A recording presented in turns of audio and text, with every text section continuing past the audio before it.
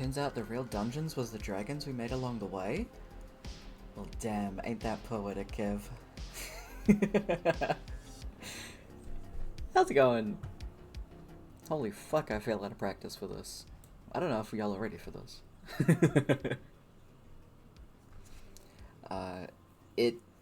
It's it. We're doing it. It's gonna be over. This is actually the final session. We're gonna ignore how long it was between the last one and now. Life is hectic, y'all. Holy fuck. But we're here, we're doing it, and we'll be able to wrap up this campaign properly. After 3 years. Over 3 years. Fucking hell, that's insane, isn't it? There is a campaign 4. It is not ready yet, so there will be a significant pause again until we actually run the next campaign, just so that I can get everything that I need to set up in terms of overlays, players, world building, general information. I'm gonna have to swap out my music things, just because of Tidal not being the best. Look, it's a step up from Spotify, and that I will take. So, there is a fair amount of stuff to work out. However, I am at least guessing it'll be a couple of months before we actually start the next campaign, which is not even in Latov. So, quite literally, the end of Latov being this is the last campaign on this planet. Yes, there is a multiverse, not multiverse, sorry. There is a multiverse. This campaign has shown that. There is a universe that has multiple different planets. Yes, the planets are named. No, the planets are not made. Latov is the one that's fully made. Kanara is the next planet. I've done a few streams on it, just doing world building and things like that as we go along. So far, only one continent on Kanara is made, which is where Campaign 4 will happen. I am condensing it to just that continent. That way I have more time to continue building the other continents, which are much, much more vast. So that's going to be exciting, but there's going to be a fair bit of time in between now and then. But still, it's going to be a good time. But let's jump into all of our usual things so that we can jump into actually playing. So, I do rules differently. If you want to know what those are at any point, you can type in !DND to get a Google Doc with all of them rules. I don't recap them every time. They will be recapped when we start the new campaign, because there are changes to some rules, and that's going to be fun. To see the artist of the maps, aside from the world map, that one's mine, you can type in !DND maps to get the picture and links to the Reclusive Cartographer and Golden Adventure maps. End of Latov, which is the title of this campaign, will give you the plot hook of this campaign itself. We will be doing a, post-game session, aside from the epilogues themselves, because the epilogues will happen later in this session, where we'll kind of debrief about the campaign, do some rambling and things like that, and we'll go from there. I don't know when that'll be, but keep an eye out in Discord for updates on that specifically. Moobot will pop in every now and again to remind Joel about channel point inspiration. If you think a player's done something cool, now's probably not the best time to give them out, because this is the last session. So probably keep a hold of those channel points for later, because then you can gift inspiration to players and NPCs for the next game. We take a break around 7 PM, which I genuinely have no idea what time that is for Kev at the moment, because times have significantly changed. I love daylight savings and all that shit when it massively fucks with time. Woo! 2 AM! Fuck! I'm so sorry. Oh god. So we take a break around that time for about half an hour, just to get some food, stretch, and all those good things. And lastly, as I'm the GM, I don't look at chat. I leave it to my wonderful mods to keep you all sussed out. But all is well. With that, let's jump in with our players. Oh my god, I miss them so much. So, let's do it. Let's play. Hello. You are muted, friend.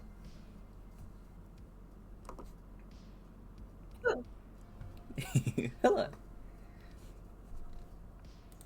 Yeah. Oh, I have you muted because I forgot this was from... Yeah. This was from when we were in Christchurch.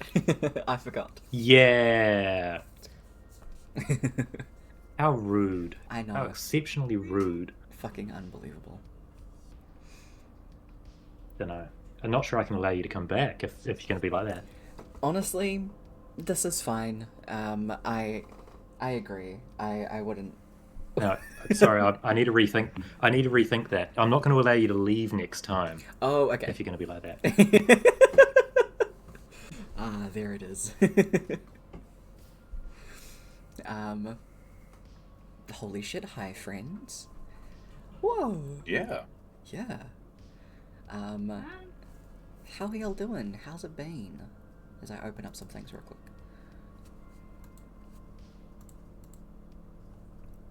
Time. Yeah.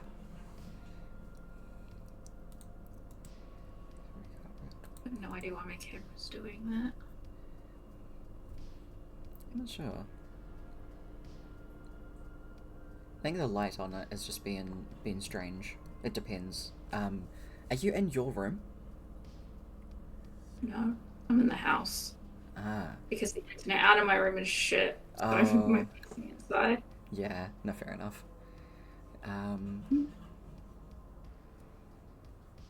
was gonna say, it makes sense if you were in your room because of the light that you have in there, but I was thinking of the garage itself, so I'm just gonna stop talking. Because I don't know what I'm on about, clearly.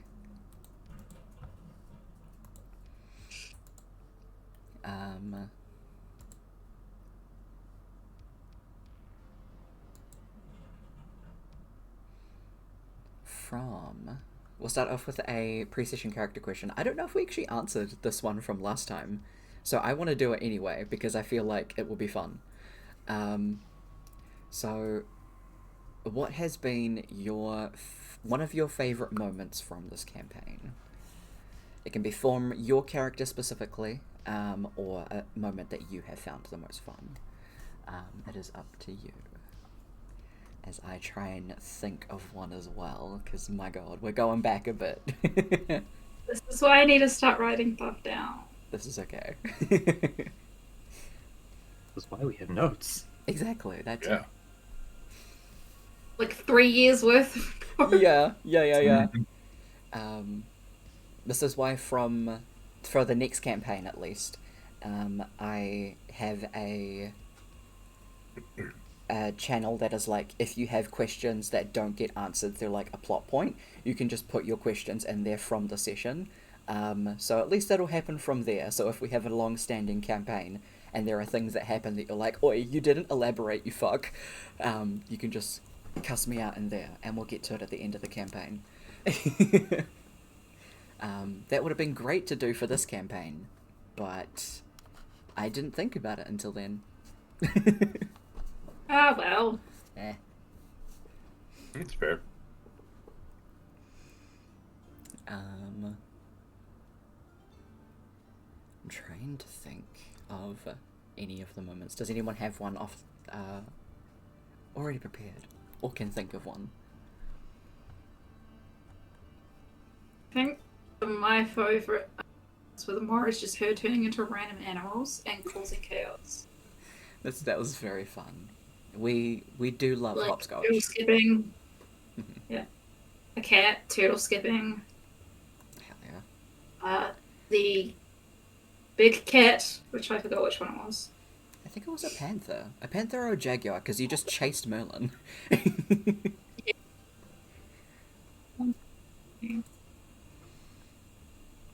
I think I liked Rourke arguing with a floor. Mm-hmm. That was fun. Pretty good.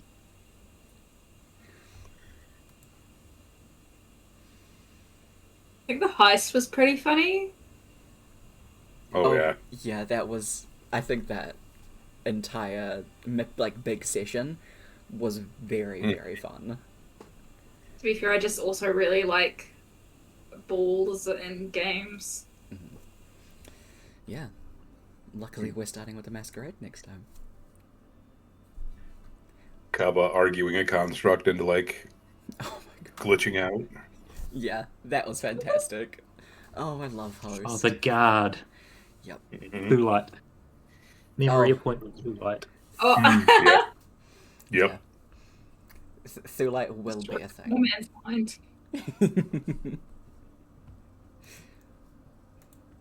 Heck yes.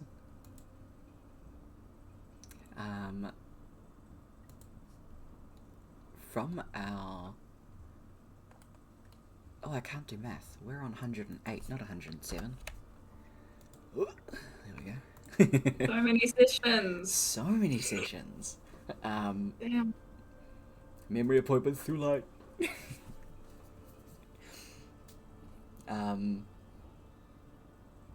From our last session, 107, it's so crazy to say, the 5th of Rain Call, 999Z, Kaba becomes Kabaz.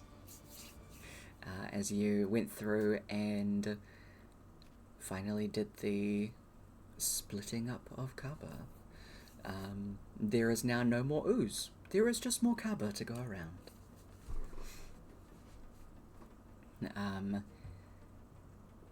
There is luckily not too far to head out back towards Kenallen itself. Let's do that, there we go. Back towards Kenallen itself. The other boat that you have with you that you managed to get back to safely, there is pretty much just another boat that you guys have at your disposal now. Whatever you decide to do with this, you've just got a boat. It's pretty run down. It'll take a lot of work to make it properly sailable around the continent if you wish, but you have it. You also have done your discussions with Poison to figure out how you're gonna go and get Mama Phasor back.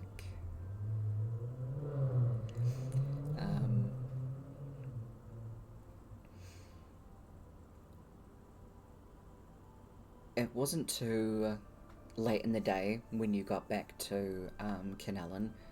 The ritual itself probably took like a couple of hours, and then just trying to get rid of the larger amounts of debris that were from the other ship exploding. Luckily it doesn't take terribly long, so it's probably about early afternoon when you all get back to Kenallen.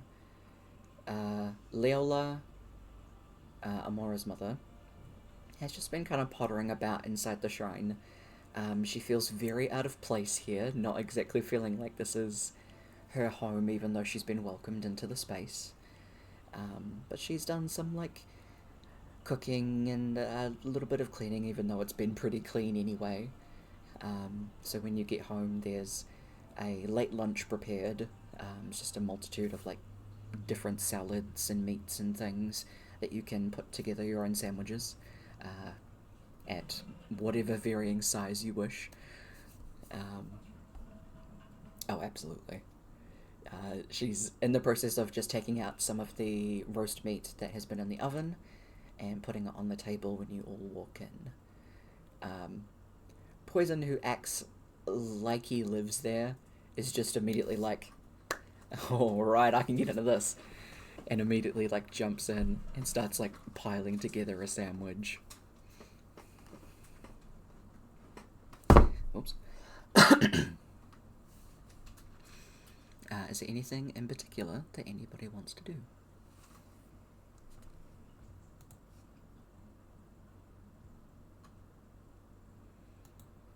Sandwich-wise or otherwise, it's up to you.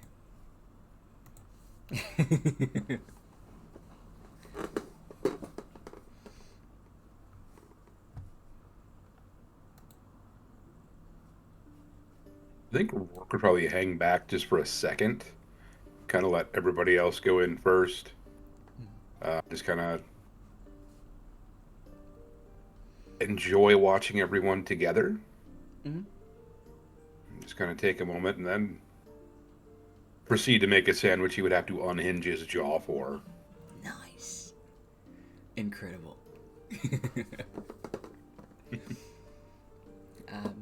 You do have River and Cliff there as well as Poison.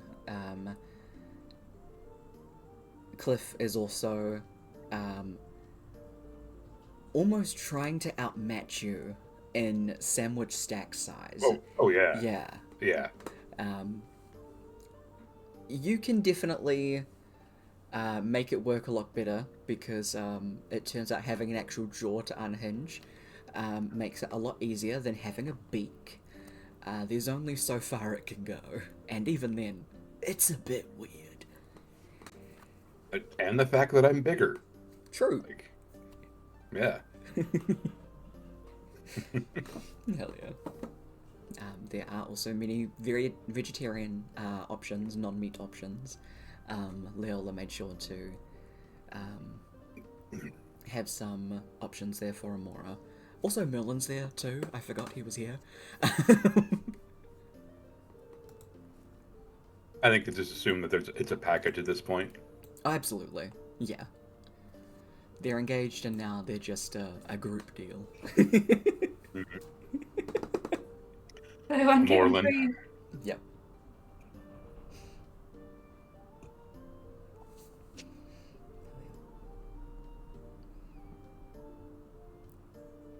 Wait, so where had we gone? So you went out on like one of the boats out into the water, did the whole ritual with Kaba and Bobney. Bobney and one of the Kabas went back to the Feywild, and now you're back in Kinellen. Was I here for this? I don't remember this at all. Oh, you were not Okay. here for that, yeah. That's probably why. This is why this is another reason of why there are notes. Yeah. I was reading them before. I thought I finished them. Yeah. I may have put up the next set after you finished reading. Yeah, you went here for 107. So that makes sense as to why you're confused. It's okay. But everyone is here at the moment. I say everyone, actually.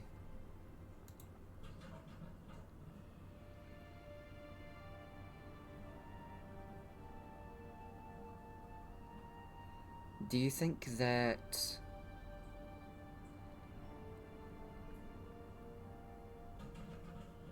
Shishkaba and Badaba immediately headed out from the group, like once this ritual was done, or are they here for sandwiches? Because Bobney and Duskaba did bamf away pretty much right after. Yeah, no, they're here for sandwiches. They're both here for sandwiches still. Fuck yeah. So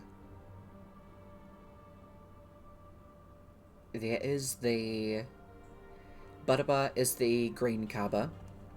Shishkaba is the yellow Kaba. And Briskaba is the blue Kaba. I can take you back to this page because then it gives an indication of which Kaba is which might be helpful.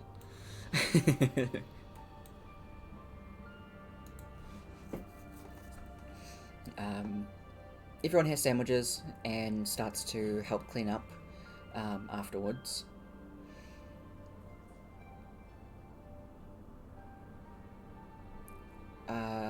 what do you think that the three remaining carbers are gonna be up to? Do you think they'll hang around for the wish scroll, start heading out in the directions?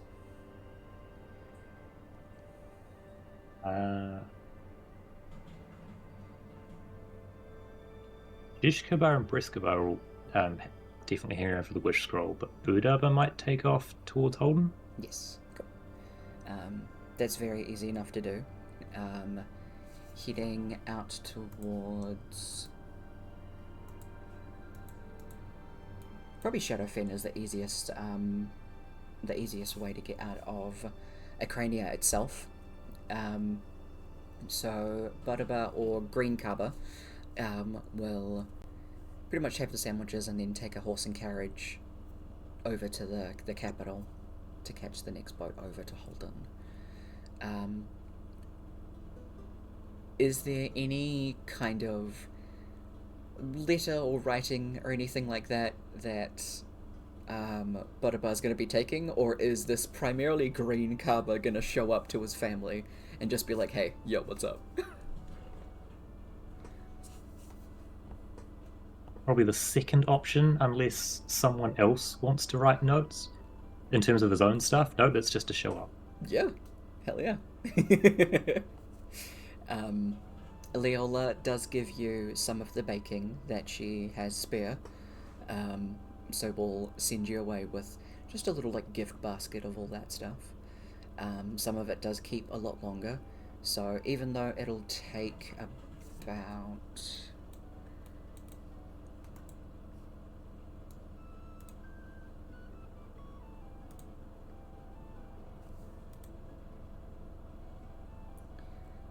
it'll take about 2.5 weeks to get over to Holden, just by boat and travelling. But it is very easy enough to be able to have some things left over for the grandkids.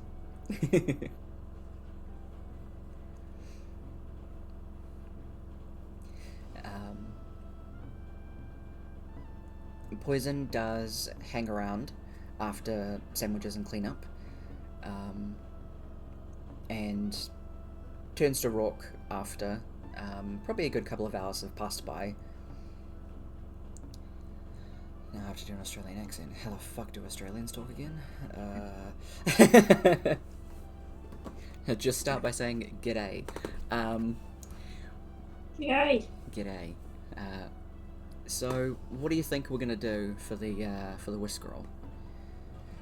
Where do you want to do this? How do you want to go about it? I don't mind casting it. I mean, like, I feel like we should probably do it like in the shrine. Like, I feel like that'd be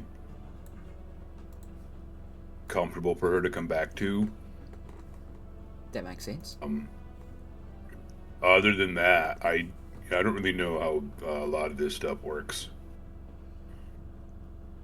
Like, do we need to do like the ritual circle, or like you just read the scroll? Well, considering that it's going to be you and Amora that are going to be taking this primarily, I can be the one that is casting the spell itself. There's no massive ritual that you need to do for it, luckily. But there's... well, put it this way. There's an imagination factor that we're going to need to to take into account for the two of you. Pretty much just picturing her and being like, yep, that's the lady that we want to come back. You've given me the specifics of what you'd like me to say. Pretty much it's, I read, we hold hands in a circle, and wish real hard. Magic. Okay. And he just does this. Oh, okay, cool. Yeah. I'm pretty much ready whenever you guys are.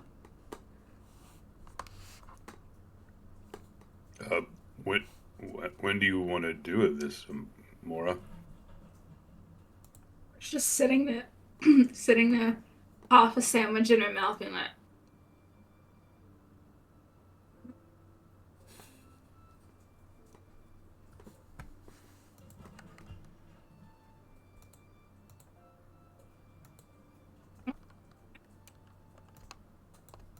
just mouth full of food. Hmm.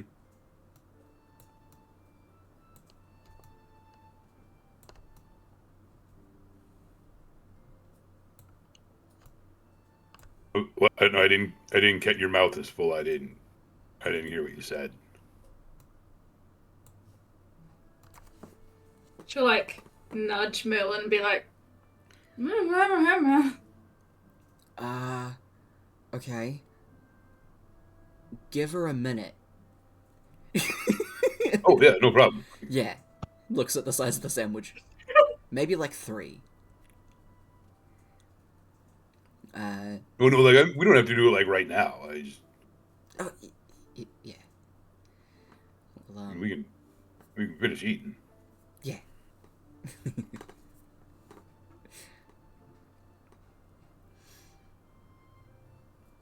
Yeah.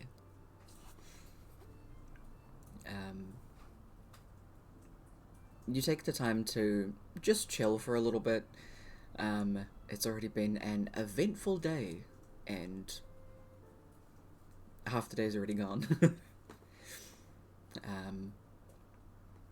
You eventually finish up your food and can go into the main section of the shrine itself.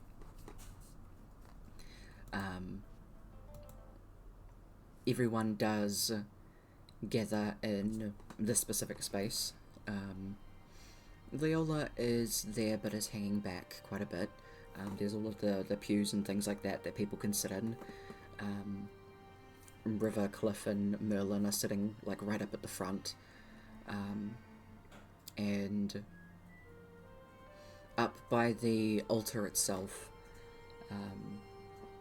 just in front of, the very large pink stained glass and just general altar that the sermons are given at. Poison stands there and holds a hand out for the scroll to you, Rourke.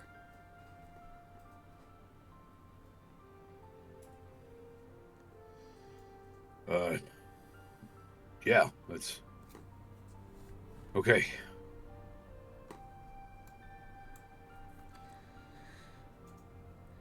Motions the two siblings closer.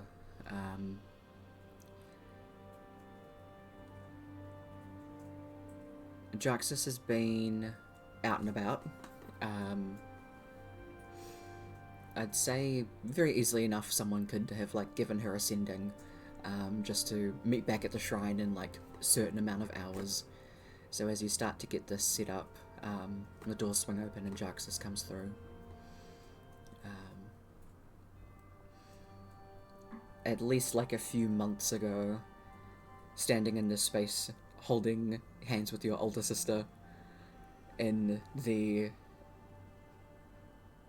attempt to bring back someone at that time you had forgotten, seems so outlandish, but then again, you saved the world against a massive skeleton, so maybe not by much.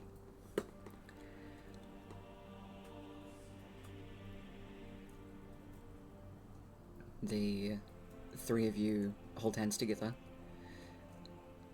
and each of you can't help but think of your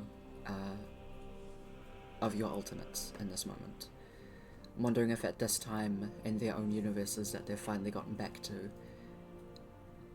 if they're doing the same thing, or if they're at home sitting around the table with their own parental,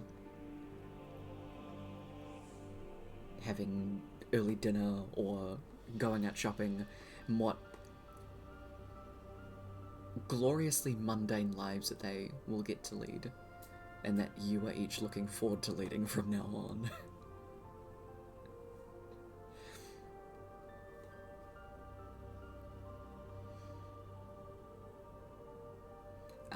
you can either make up a memory or recall one that has happened throughout the campaign. But I would like to ask Rook and Amora to describe a memory with Zilri that you would think of in this moment as Poison is reading out this wish scroll.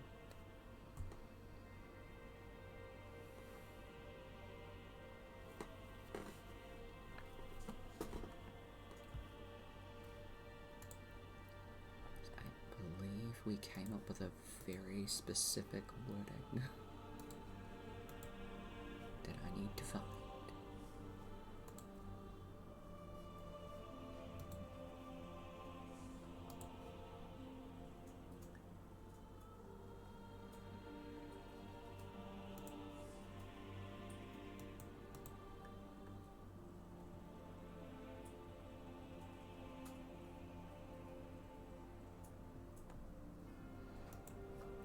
Cool. I don't think I wrote it down. I think it's in the Whispers chat, or at least a close idea of it. Yeah.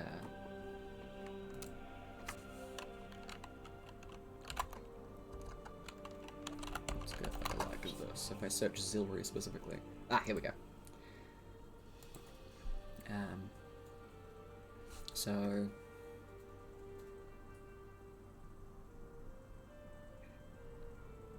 almost very, very plainly does Poison say, I wish the Furbolg woman named Zilri Phazor to come back whole, as she was before she was erased, with intact memories and aspects of her personality, as these three, her children, recall her. Who wants to go first? To put you on the spot.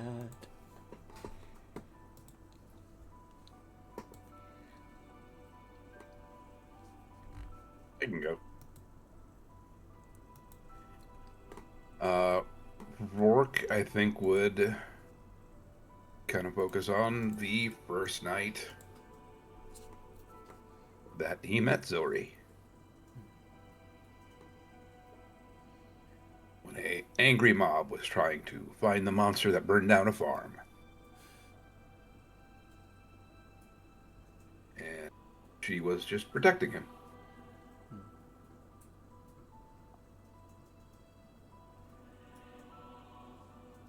Just that feeling of safety and being protected.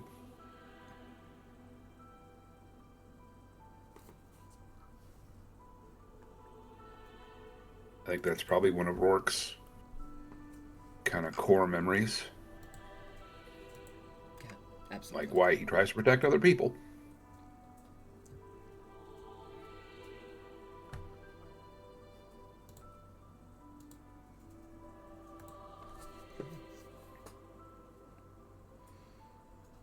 Picture this and get these emotions flood back. Finally being able to picture the additional person alongside Emerald that was with you in those moments that you failed to be able to recall a few weeks ago. That warm feeling rushes back.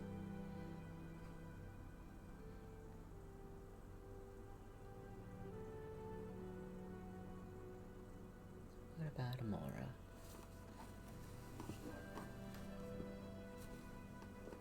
Amora would remember the year that she was in the forest. And every day, Zilri would come. And she'd walk around the forest, go to a specific spot, put some food down, sit down for a while, and just talk to the ear. Even though Amora was nearby, up a tree or something. And she would do that every single day until her went home. Yeah.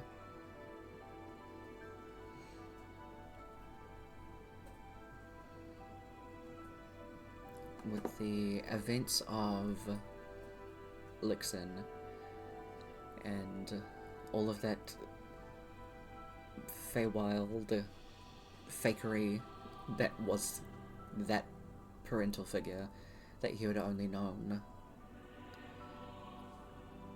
It's very nice to put into place that other figure that was real with you.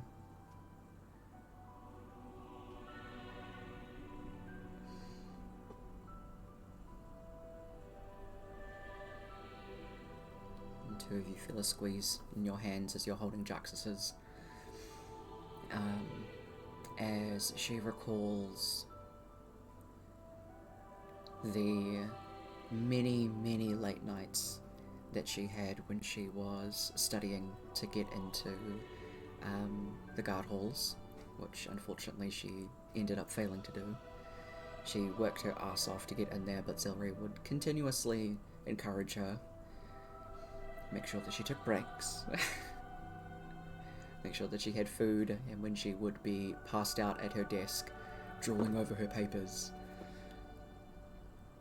she would wake up with a pillow under her head and a blanket wrapped around her.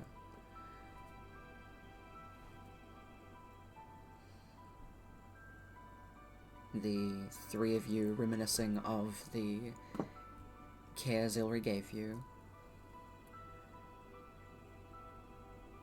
and hoping, wishing that she would appear. The spell begins to... The spell scroll, sorry, begins to evaporate. Poison's normal magic is like that cyan, greenish blue. Cyan teal is what I'm trying to say.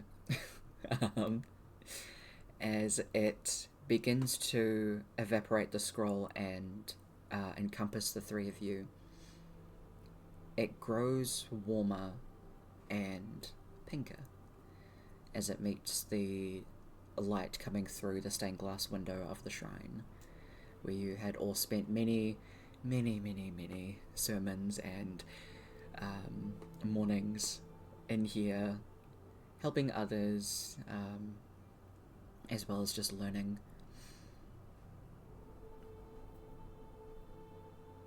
And almost simultaneously, as you each squeeze your eyes closed, that warmth becomes more solid as the circling around you becomes fluffy furbolg arms that slowly pull each of you towards each other and then towards her.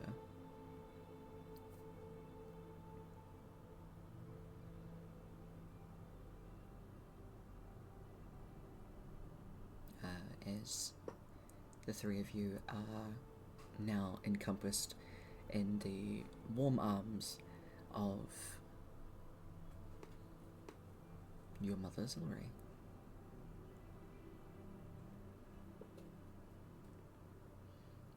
Poison takes a few steps back, just letting you have this moment to the three of you. Squeezes each of you, actually has to look up a significant amount more to Rourke, which she's not used to. Just brings all of you in closer. I'm so happy to see each of you. Just even closer, Mora, you're crushed in the middle of this. Definitely being the smallest of the siblings.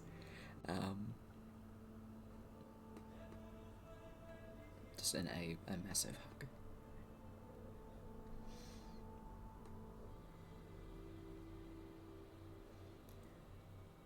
I don't know what happened or how, but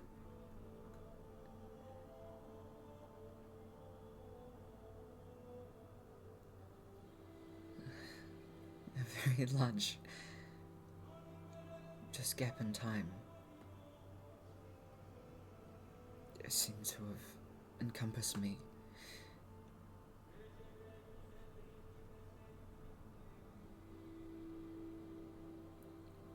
I'm so glad to be home.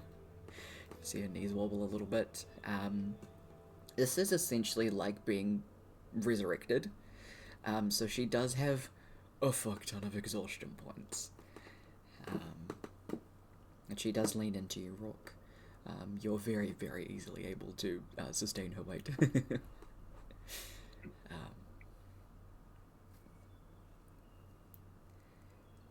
What would you like to do in this moment?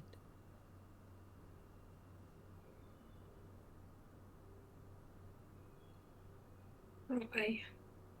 That is a free action. You sure with it on it?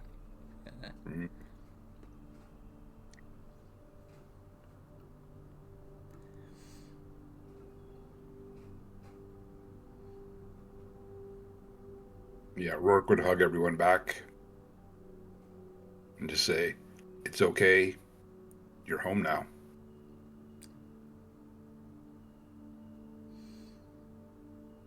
You can hear his muffled sobbing from Amora in the middle. Yeah.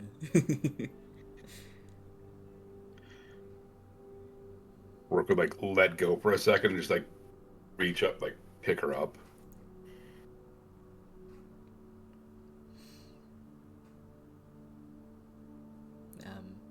You picking up Amora or Zilri? Amora. Okay.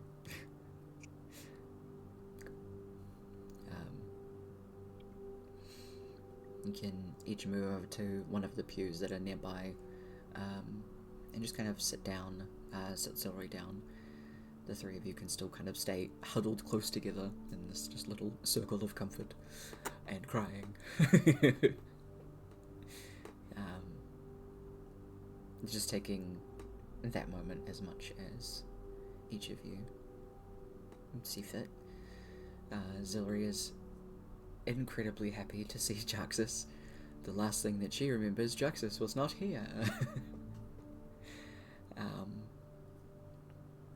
So the two of them are staying huddled very closely together. Rock, you're on one side, Jaxus on the other. And Amora, you are essentially on like Zilri's lap. Because you're all sitting down, so you're all just kind of like in a little cluster. You're essentially like keeping her upright. Because, yeah, having I think 6 exhaustion points. Oh. Is it 6 or 7? Nope, it is 5 exhaustion points, because 6 is death. Yep.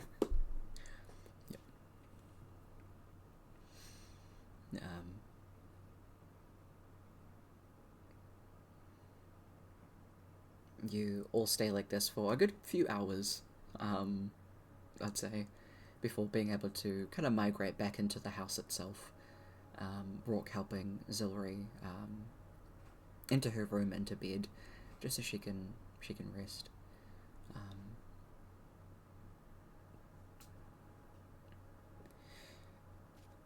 You can each spend the rest of the day, spend the rest of the day with her. Merlin and River bring by like tea and food for each of you, if the 4 of you wish to just stay nearby for the rest of the day and evening.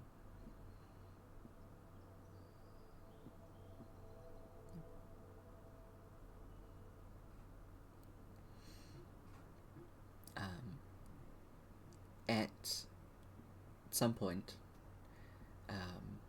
when the sobbing from Amora calms at least, does she tell Zoe that she is engaged? Nah, let her sleep a bit more. Okay. She's totally not focused on that right now, so I doubt she'd like actually bring it up. That's fair. Just imagining Merlin bringing in tea, and she's just like, "Oi, like fiance, something," and then Zoe's like, "What?" Has she met Amora's birth mother? I forget. I feel like she has. I don't think she has actually. She was mentioned to her, but they hadn't met yet.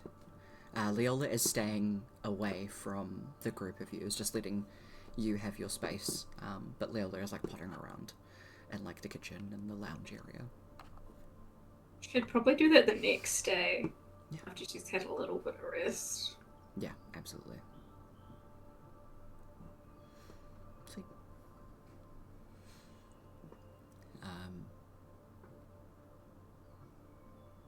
Is there anything over the next couple of days that you would all like to do? Either with Zori or separately, anything in between?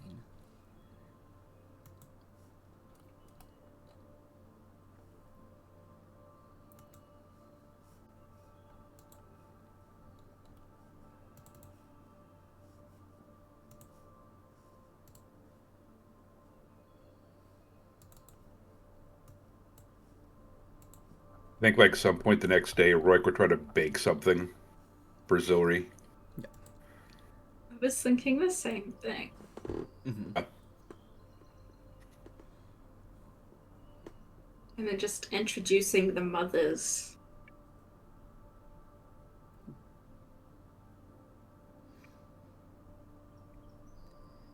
Hell yeah. She's like, I'll be engaged. What, my mum's here and here's my other mum. Yeah.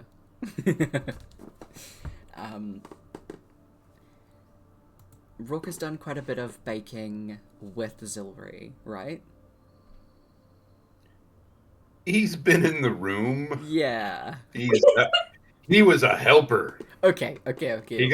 He got to lick the spoon clean. Yeah. You mix stuff real well. That was your expertise.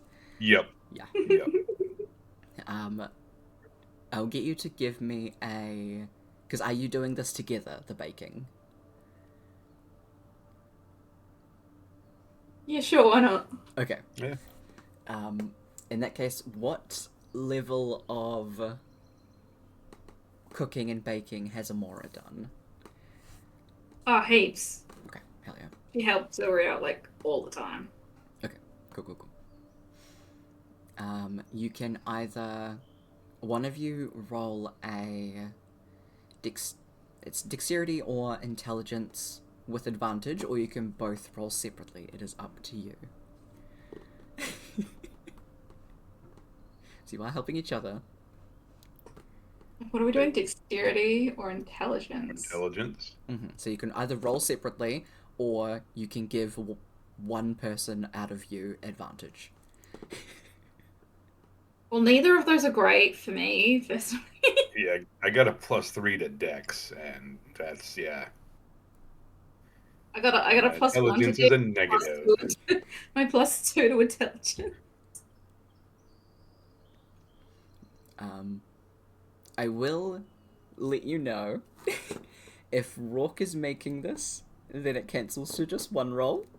If Amor is making it, then it is still advantage. Or you can roll separately and hope for the best. Up to you. What if we're both making separate things? Then there is a Oh yeah. in between DC. And you both just need to roll decent. Like, what if one of us just like left the room and then a few minutes later the other one left and they both ended up in the kitchen? Like, I'm gonna make this. I'm gonna make this. Like, okay. Yeah, that's totally okay. Yeah. Mm-hmm. Okay. Alright. I just am curious how that would turn out. Okay. And both of you make rolls of your choice. Dexterity or intelligence. Please be good. Okay, that's not bad. That's really good. Be decent. Hell yeah.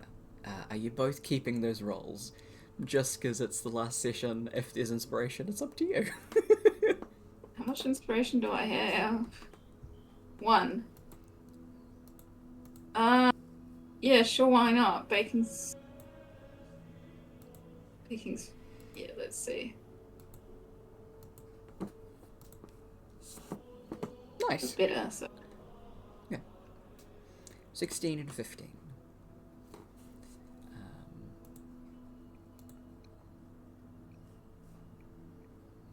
Where are all my things?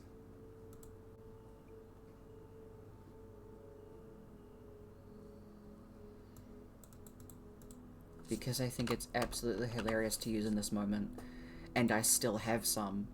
Kev, yours is now a natural 1. Yours is still a 16. That checks out. Oh, you still have some on me, though. You both now have 1. Look, I gotta use them.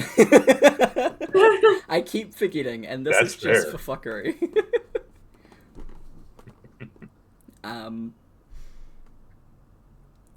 Amora, you step in and start to make something, and you eventually do, like, exit the room and just go and try and find some extra ingredients, or have to quickly go and check in on something around the house. That's when Rourke enters and sees that you're making something and decides, I can help. You have no context whatsoever about what she's actually making. It is up to you what you choose to do, Kev, and at what point Amora does walk back into this. There does still have to be a buffer period, however.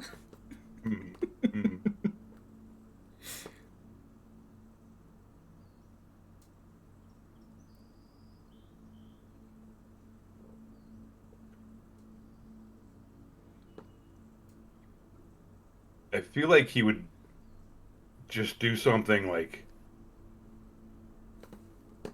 stupid, like baking soda instead of baking powder, like that level. Mixing up salt or sugar. Yeah. Why not all of it? Yeah. Yeah. Yeah. Hell yeah. Like, no, this is the stuff you use. Yeah. You've watched Mum do it. This is the same thing. At what point does Amora walk back in as Rourke is pouring and mixing things in? And what idea, like, what was she trying to bake here?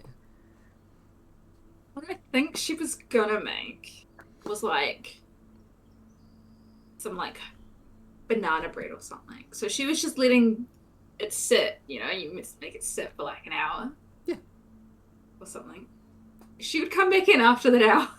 Yep. So like Rourke could have had it in the oven. Yeah. Alright. Yeah, or he would have just thrown it straight in the oven. Okay. Mixed the stuff and was like, yep, there we go. Mm-hmm. I love this.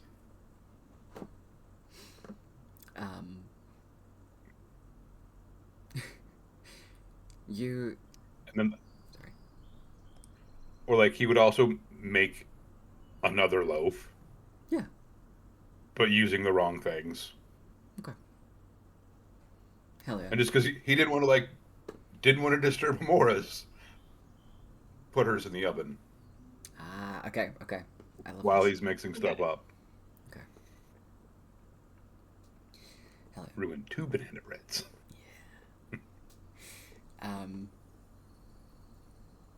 I would say based on, like, smell and look of Amora's batch, you recognize what this is, and you're like, oh, you know what Mum used to do all the time with our banana bread? She'd sprinkle chocolate chips in it.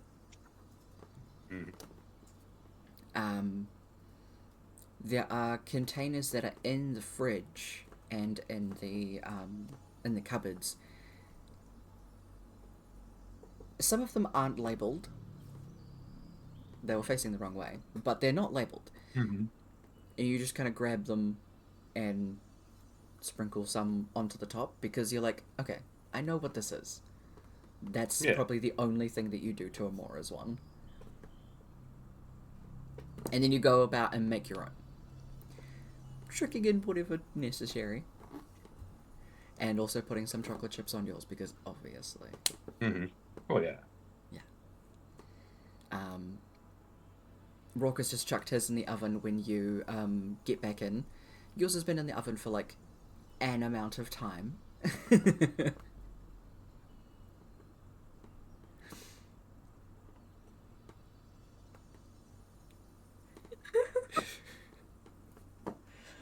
He just walked in, sees Rourke, and is like,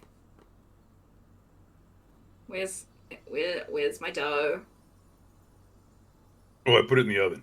I didn't want to, like, because I didn't want to, like, bump it or knock it off the table or anything, so I just figured I'd put it in the oven for you while I was mixing stuff. She like runs over there to the oven. It's like, no. It's like flat. Mm-hmm. Flat What with pulls it out? dark chunks on top. That don't You seem forgot to the have chocolate melted. chips. Yeah. This is not chocolate. What is it then? Didn't you read the label? I didn't have one. Did you look on the other side? Why would they put the label on the other side? It wouldn't. It would be put in wrong. Well, who did that? No. What do you expect me to know then? Because you've lived here your whole life? Nuh-uh. Yeah. No, because I moved to the barracks for a while. Yeah, but for like, what, 18 years you were here? Yeah. It wasn't baking stuff, though. Yeah, but you've been in the cupboards. Would I don't know. Maybe stuff got moved. We've been busy, okay? Okay, well, will you tell me which thing you put in? I grabbed that one. Just points at a random jar I'm trying to think of what would in that vicinity. like chocolate, but not be chocolate. It's probably like cut up sultanas, or dates, or even like, Ooh, yeah, like raisins. yeah. It's either one of those, or I was gonna say, like, for some reason, I don't know why it would be cut up like this, but olives, because that just sounds really funny. It does sound really funny, and I want to go with that. Okay. Or like I was gonna say the unsweetened baker's chocolate, but yeah, olives sounds. I just pick the container up, turn it around, like, you put olives in my banana bread. I thought they felt wet.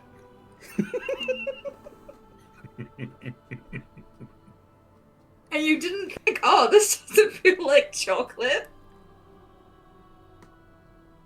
I was distracted. Obviously not by chocolate.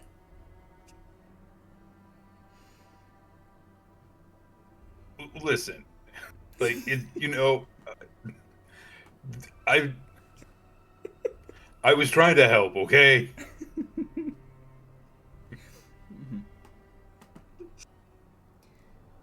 The olives are mixed into your banana bread, by the way, so yeah. Not to Amora's, into Rourke's. Yeah. I'm gonna put the bread down and be like, well, you can eat it now. Oh, is it done?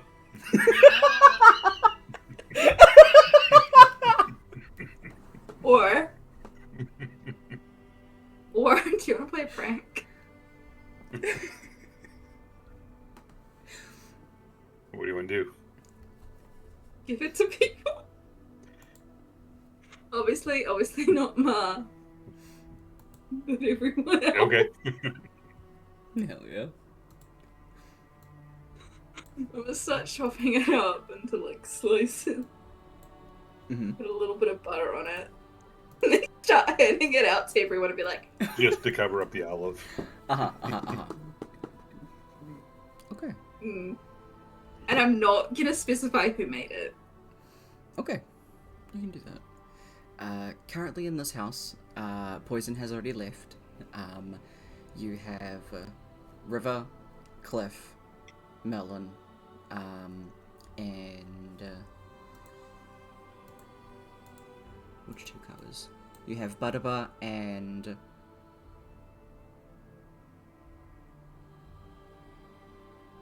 Butterbar, as far as I'm aware, went to Holden. It's Oh, through sorry. Briskaba and Shishkaba. Yes, that's right. We do that.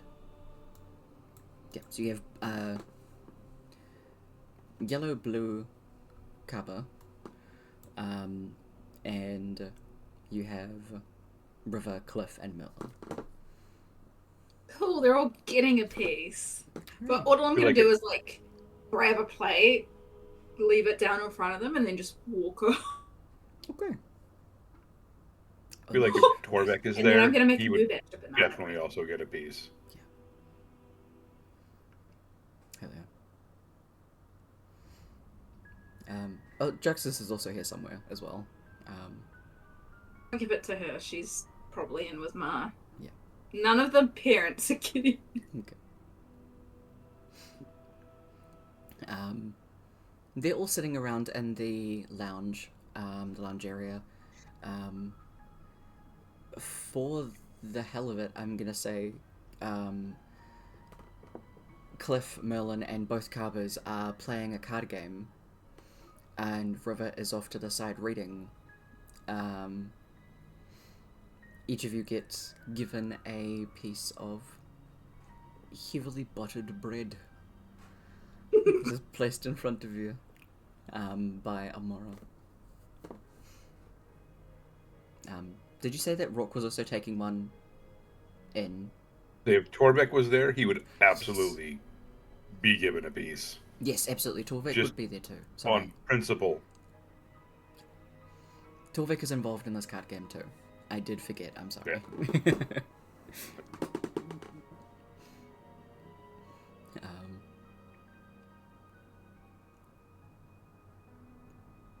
You definitely get tastes of banana bread first, and just every now and again there's just that odd rubbery piece in there that is just so strange and throws you off.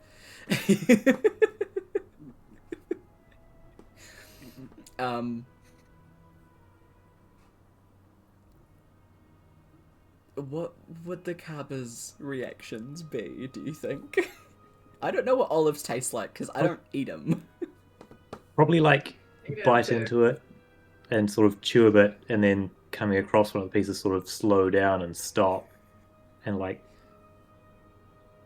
both of them like would sort of be looking at the bread and mutter under their breath, like,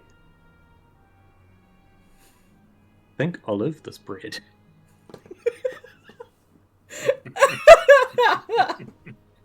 And then chow down, regardless of whether they actually like it or not. Amazing.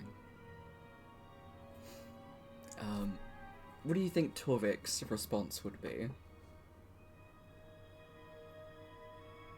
He would take a bite and find that first bit of olive and just be like,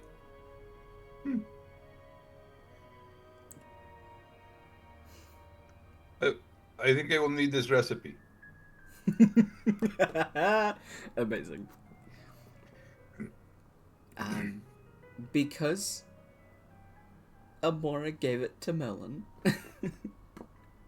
he'll take a bite, pause for a very long time.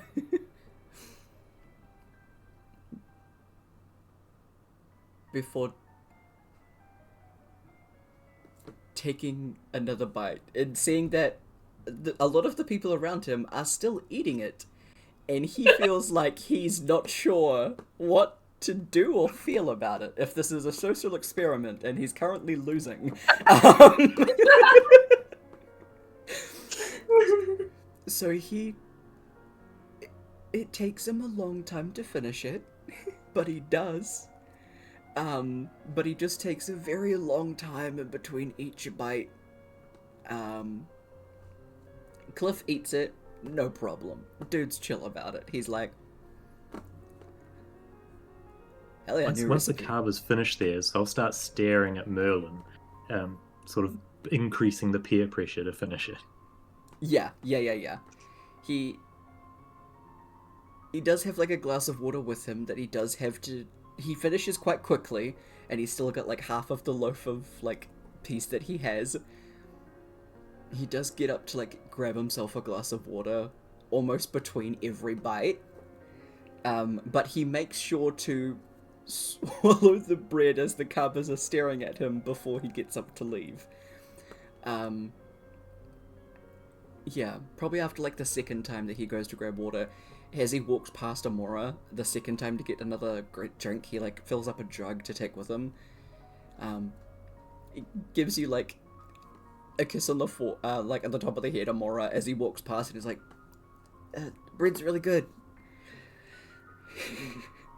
When he gets back with the jug of water, one of the carvers be like, "Oh, thank you for bringing a glass for me." Take the whole jug and start drinking from it. Yeah, I to share with everyone, you know, it's important to stay hydrated. Take another bite. Oh wait, I'm pretty sure I forget what things I've got now. Mm-hmm. Is my sheet. River takes Yes. one bite before she gives it to Cliff and just says, I'm not really a fan of banana. And Cliff's just like, nice. Eats it. Mara is like telepathically gonna talk to Merlin Mm-hmm. and just be like, "Are you sure it's good?" I forgot you could do this. That Merlin says that in his own voice, because he forgot.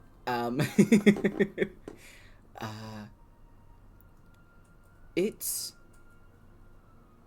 unique.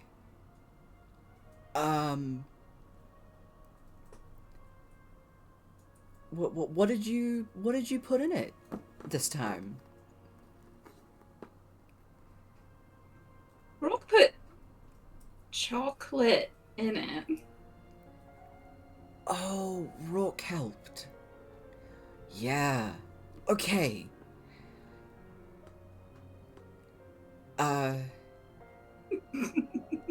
She's just cracking up on the other side of the room. I will be sure to thank him for his addition of chocolate.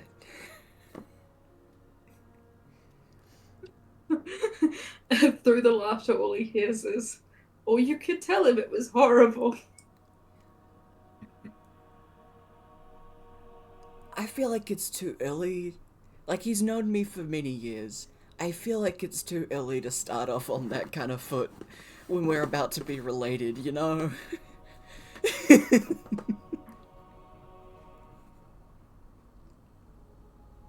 think if there's like any left, Rourke could absolutely pick up a piece and start eating it.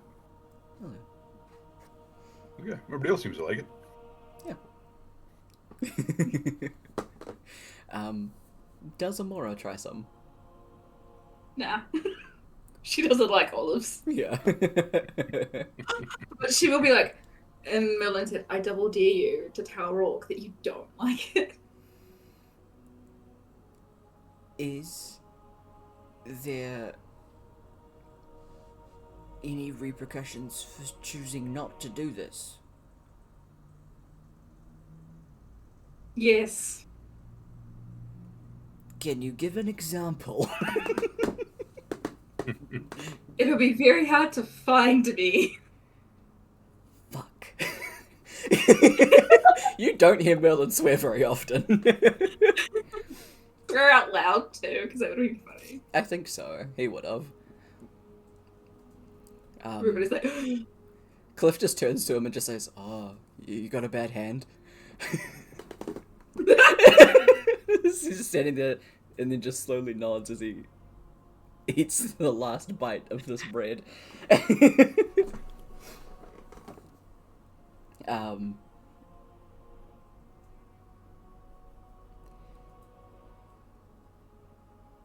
Would Rourke come into the room eating his slice of banana bread to the people of the room? He'd have it in his hand, and like, just kind of look around the room for a second, and be like, take a bite. Amora, you hear, how soon do I have to do this? now. Again, you just hear, fuck. In the next 5 minutes.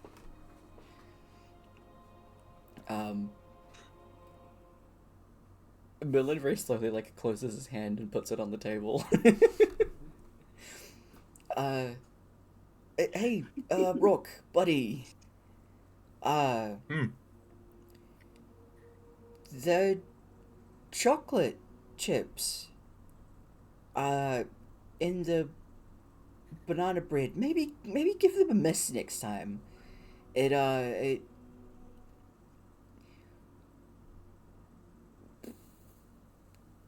was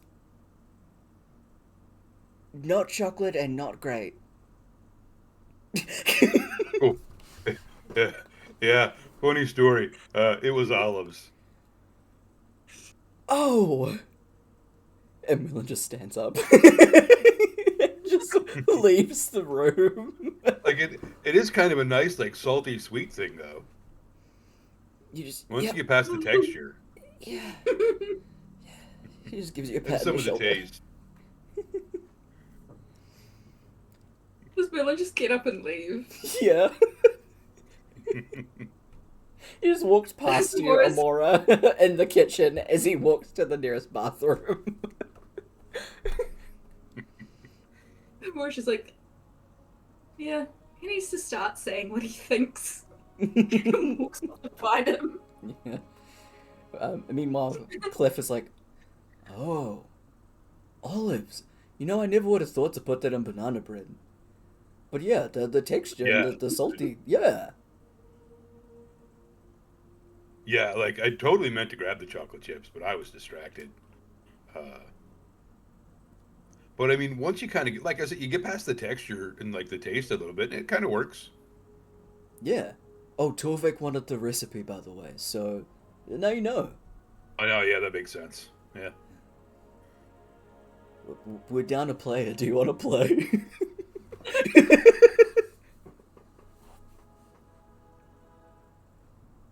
I'm good.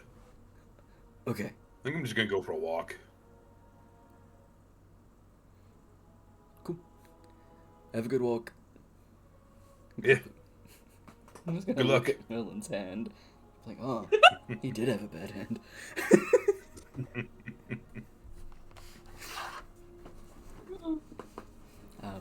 You get waves as you head out of the house to go for a wander.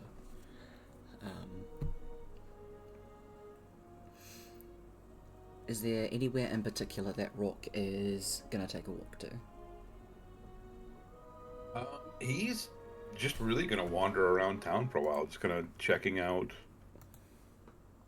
the repairs being made, like stopping in, talking to people he recognizes, checking in with the inns that he's visited to get advice from. Yeah. And eventually probably kind of find himself just like sitting at the site that they had chosen to build their own inn. Hell yeah. And just kind of imagining for a bit. Hell you get some nods and greetings as you wander through the town. You do see that as you're wandering through, Claire's shop is going to be reopening pretty soon. It's all been done up again and all rebuilt.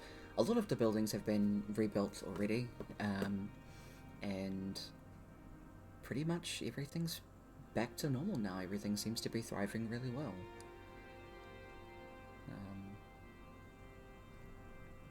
Coming over to the spot that you are gonna be building in, it's you're hopeful, and it feels pretty cool to have this own like little space where you can envision something that's you're gonna be making.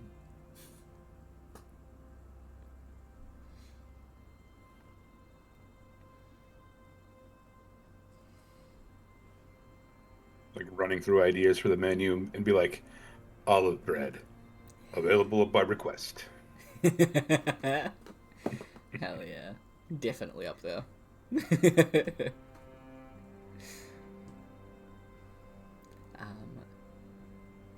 What are the Carvers up to at the moment, aside from playing cards and egging on Merlin? I would say cheating at cards, because Nice. two of them are basically the same person. Yeah. It is up to you whether or not you'd like to, but River is sitting off to the side, essentially over the shoulder of Cliff and Torvik. There are options. You have a feeling she'd be down if you were to make that motion to her. She's just like flipping through a book and every now and again like glancing over at what you guys are doing.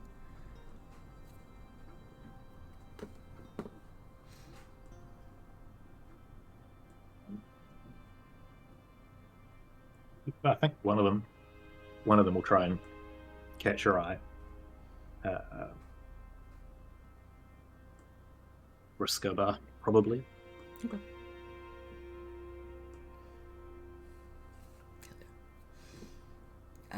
It's essentially like a version of poker, but I'm trying to think of any other like card games that are like multiplayer that isn't like Go Fish. Bridge would be awesome. I don't think I know how to play that. I can't remember how to play that off the top of my head. I don't know how to play it. I know the general idea is it's like a game that you can't talk about in between, but the 4 players, 2 people opposite each other are on teams, but again they can't discuss what they're doing. Ooh. So having 2 people on team that are basically keeping the same mind would be absolutely cheating compared to the other people. Oh, absolutely.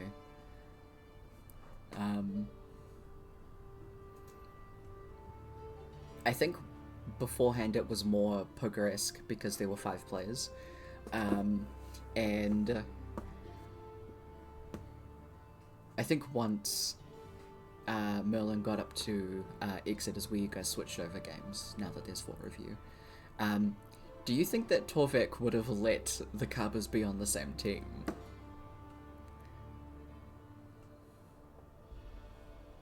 Being aware of their them. I think he'd enjoy the challenge. Okay. Hell yeah. River was only really helping out in poker. She would pretty much like give you an indication of like, or of whether or not they've got good hands.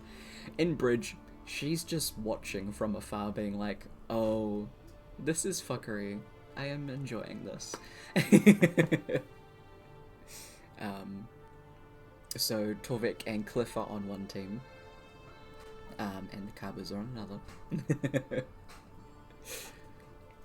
As you continue to play whatever bridge is. Yep. Yeah.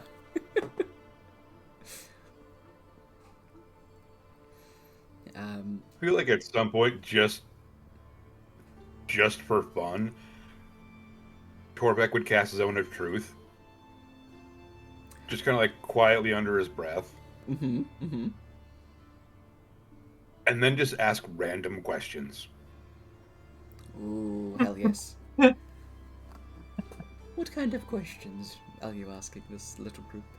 And would River it'd be be like- in this? Oh, it's like...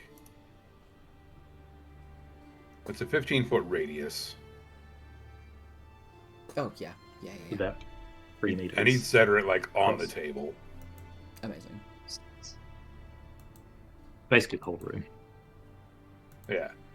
He'd be like, oh, what's your favorite color? What did you really think of the bread?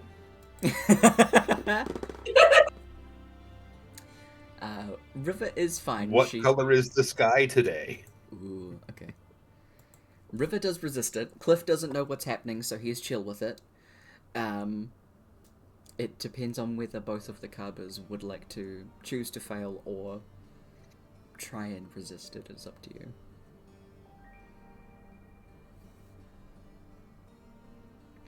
I guess they'll make the attempt at resisting it. Okay. Looks like a charisma save. Is it? Is it actually Christmas Eve? Yeah. Yeah. I will alphabetical order. So Brisker buff.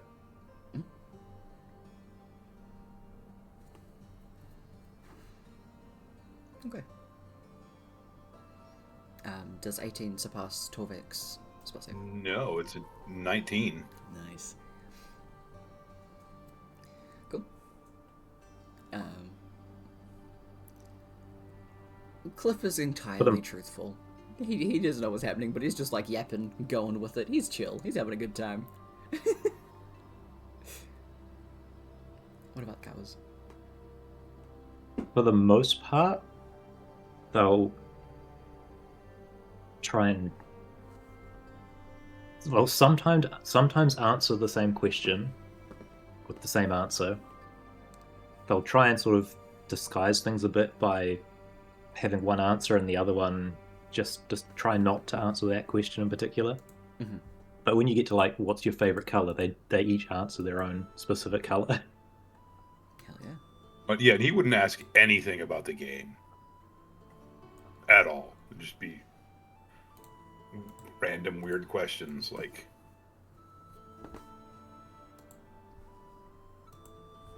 all the icebreaker questions you get. Oh, hell yeah.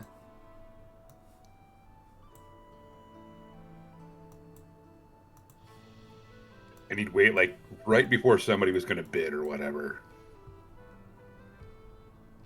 And then ask a question. Nice.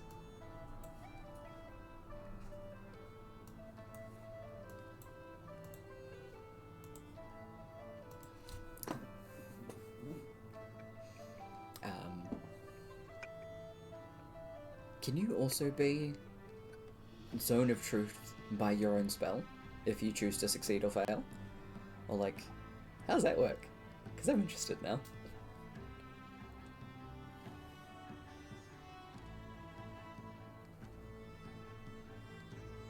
It just says a creature that enters the spell's area for the first time or starts its turn there.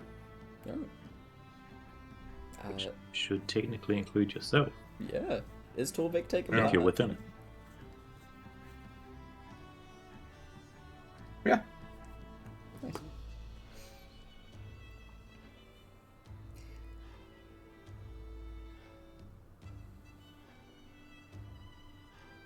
I think if anybody's like asking him the same kind of questions, he'd answer. Nice.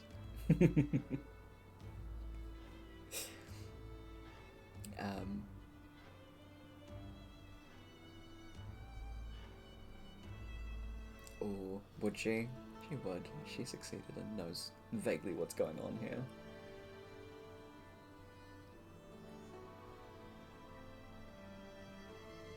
I'm trying to think if River would ask something, but I can't think of a question. She'd chuck something out that's really random.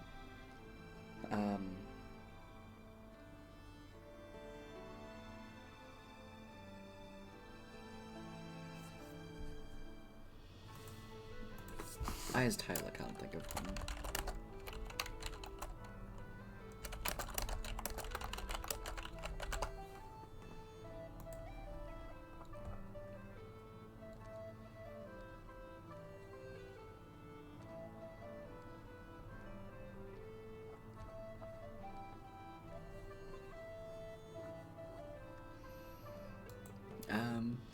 Actually, just really randomly, should ask, if you were to be a different species, what would you be? What would you want to be?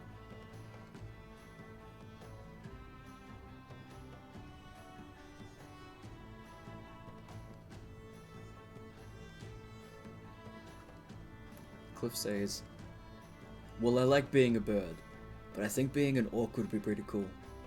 They're also still really big and really strong, so I like that. But also like a small race that'll get really bulky. Like imagine a kobold that's just really jacked. I think that's kinda cool.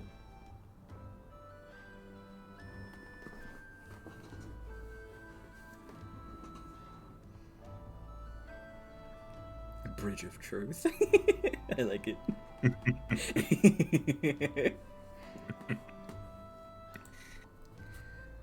I think one Kaba will answer kobold and the other one will answer gnome.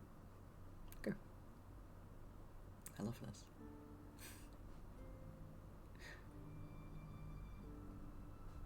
What would Torvik's answer be? I would sometimes like to be taller. Fair. Reach things on the higher shelves, you see. Mm. More storage options. Yeah, that is pretty helpful. Just out of curiosity, because I think it might be funny, does Amora ever walk back into the lounge area? Yeah, probably. Once she knows that Merlin's okay. Yeah, Merlin is okay. He's not a fan of olives. Yeah. He'll be in the bathroom for a while. Yeah, she'll probably walk back in at some point. If you would like to, you can make a charisma saving throw, or you can just choose to fail and join the shenanigans. No, let's just choose to fail because she doesn't know. Yeah.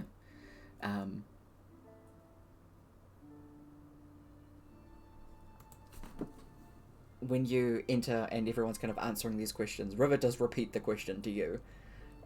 If you were to be a different race, a different species, sorry, what would you want to be? One with wings.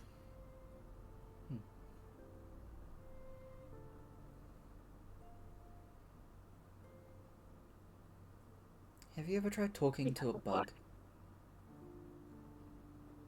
Yes.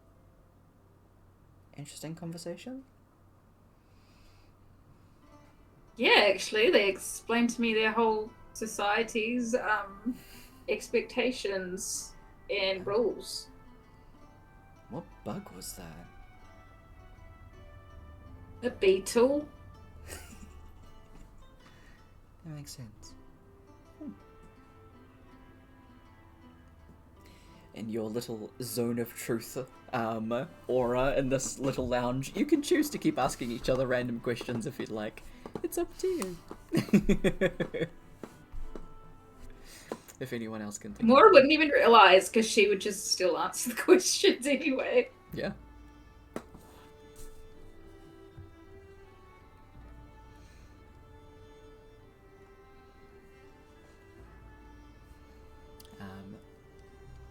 Each of you have your little shenanigans. I thought of a question for River. Okay, she did succeed it, but You know, but she doesn't know that. True. Mm-hmm. She's gonna be like, "Who's your favorite, Cliff or Roll?" I choose the secret third option, Amora. Yes. Both Kabas groan. Aww.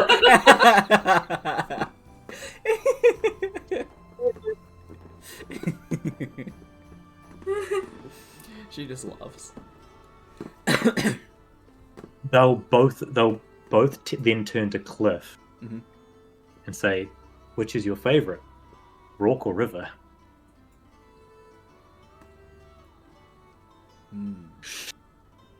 No.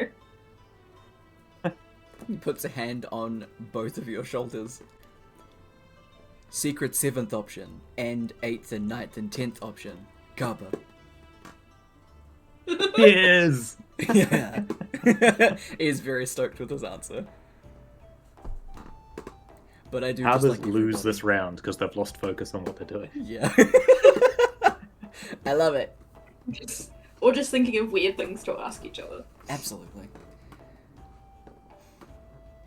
Oh, River just asked Torvik, what's the weirdest thing that you've ever given somebody or asked someone to check if they're otherworldly?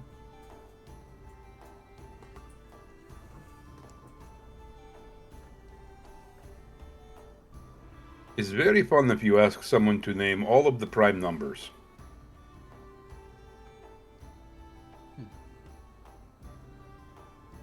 Weirdest thing I have given someone.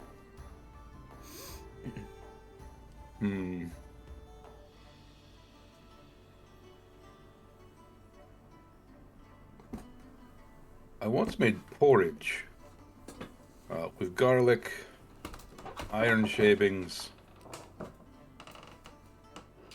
very large grains of salt on top.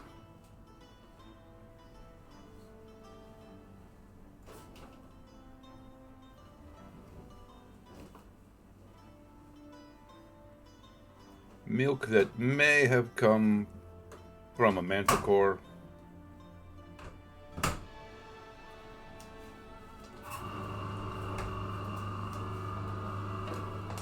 That's really the weirdest? Huh. It seems pretty tame for you.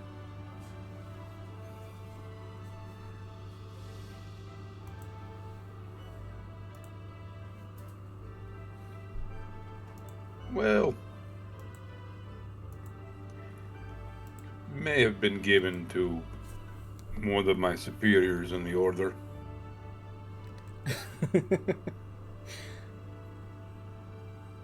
Yeah. No, that makes a bit more sense.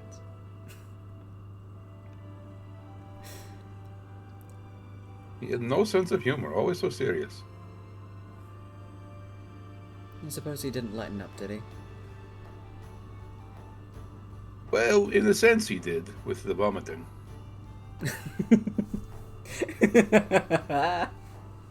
Amazing. But no, I was shortly thereafter reassigned to a different post. I can't imagine why.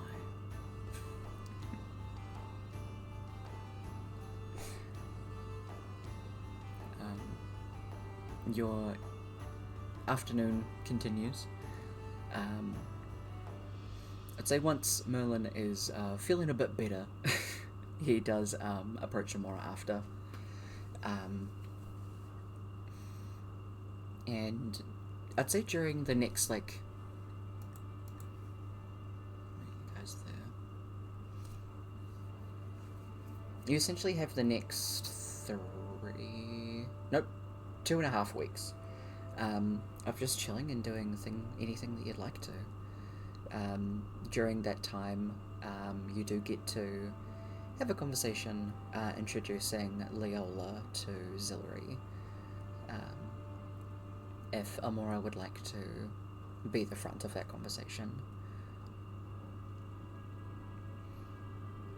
Yep. Mm-hmm. Probably just like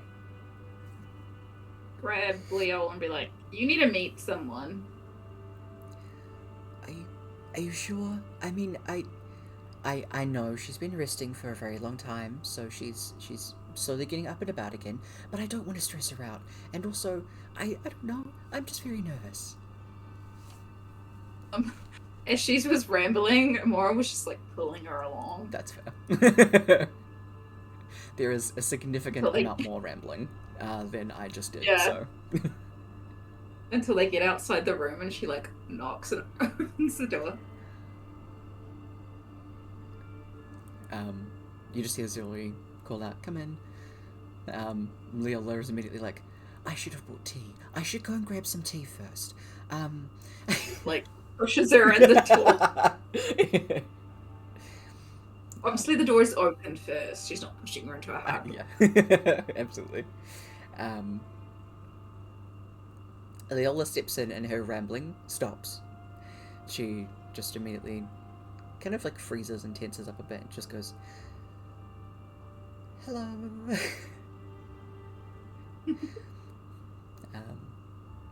Zilri was currently in the process of like reading a book, so she puts her bookmark in it and puts it aside. Hello. Please, come and sit down. They'll both kind of like be situated on the bed.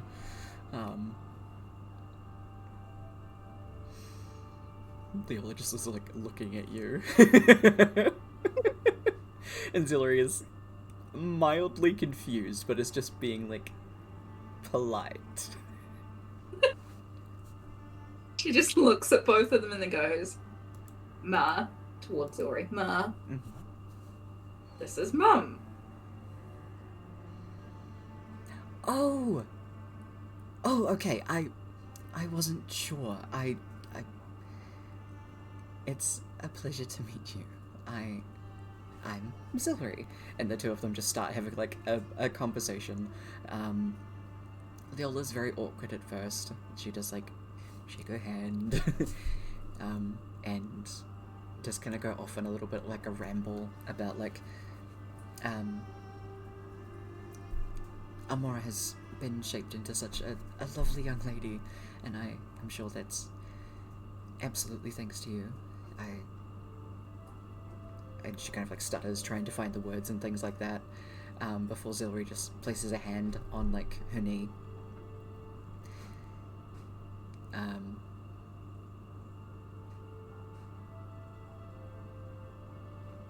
There's no need to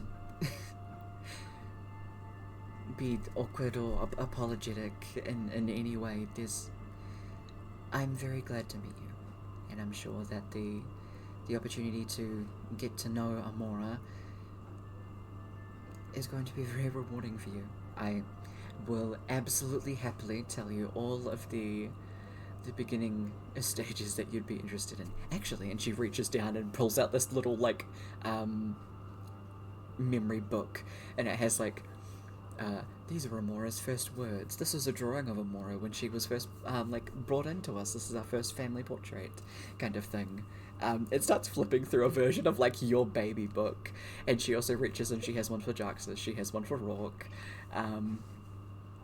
There's like a couple of like pressed leaves and pressed flowers is like from Amora's first flower picking trip and things like that. The tree that Amora loved. This is a leaf from that. It's a lot of very random things that Zilri's just kept and has been, and she just goes through that with Leola, and Leola is delighted getting to know these like completely random and seemingly like mundane facts, but they still mean everything to her as someone that hasn't actually gotten to know you, and there's only so many questions that she can ask you. Yeah. So it's just this little like bonding moment between the two of them. Moore's just sitting there happily watching them. Yeah. Might just turn into a cat, Oh, yeah. go to sleep. Yeah. Absolutely. The return of hopscotch. You can like curl up next to Yep. them. Yeah. Hell yeah. I don't know if any of them know she turns into a cat. They do now. Zilri does. I think... I don't know if Leola does. Odds or evens? Odds. Okay. Odds she doesn't know. She doesn't know. You just do that and she's like, oh. Oh. Oh. Do you know what would be funnier? If they didn't notice, because they were so like into their talking and something, there's just a cat. Yeah. I feel like that's very fitting. Leola is very absorbed. Zilri doesn't mention anything, she just begins like patting hopscotch. And yeah, the two of them are just chilling. It is dark outside and I realize that I have towels out there. I'm just quickly gonna grab them. Give me a second.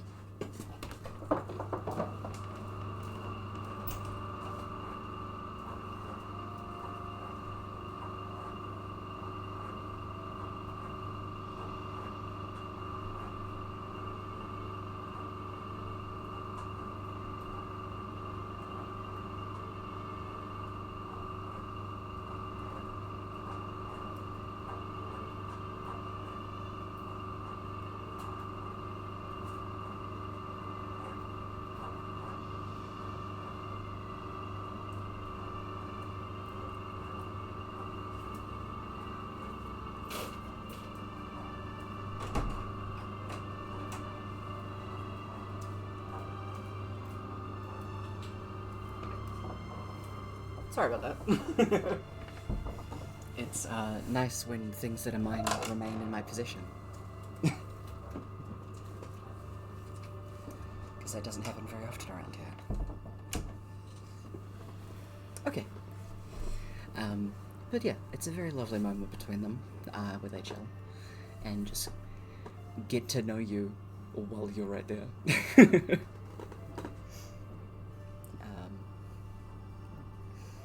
It doesn't have to be in the same day. It can be at some other point, if Amora would also like to tell them about her her engagement. It's up to you. Probably do it at some other point. Yeah. She's just happy right now as a cat. Yeah. Probably fall asleep. It'll probably happen by accident. That's fair. Zilri is up and walking around the house now. Definitely by like the first, probably like 4 days. No, it would have been 3 days because she doesn't really stay stationary for too long. She'll get up and walk around every now and again, but she does find that she does get tired quite quickly. She's getting on in years, so having that much level of exhaustion so quickly is something for her, but she's definitely doing okay. Amora, you can, with your cleric abilities and just general knowledge of medicine, and you have very high passive insight as well, there's nothing that is actively wrong, and there's nothing that is affecting her greatly. It's just kind of an age thing. Yeah. Should do it on the down low though. Yes. Just a little relief here and there. Yeah, absolutely. Just like a little pat, so she doesn't realize what she's doing. That's absolutely fair, yeah. Every now and again you can do like little lesser restorations if you want to. Things like that. Yeah. Greater restorations in her tea on particularly bad days if you want. Things like that. Absolutely fair. Hell yeah. I also think it'd be really funny if someone just brings up the wedding while everyone's in the room. And the mums are just like, what? I think that can definitely It's like, happen. God, if we told Leola. I don't actually think she knows, yeah. Yeah.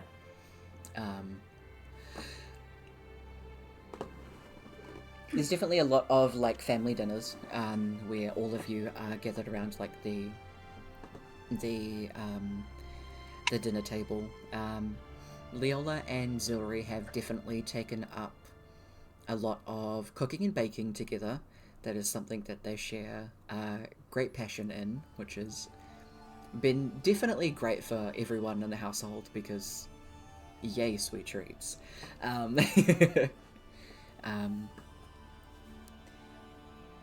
There is also very slowly Zilri's been getting back into opening up the shrine and everything.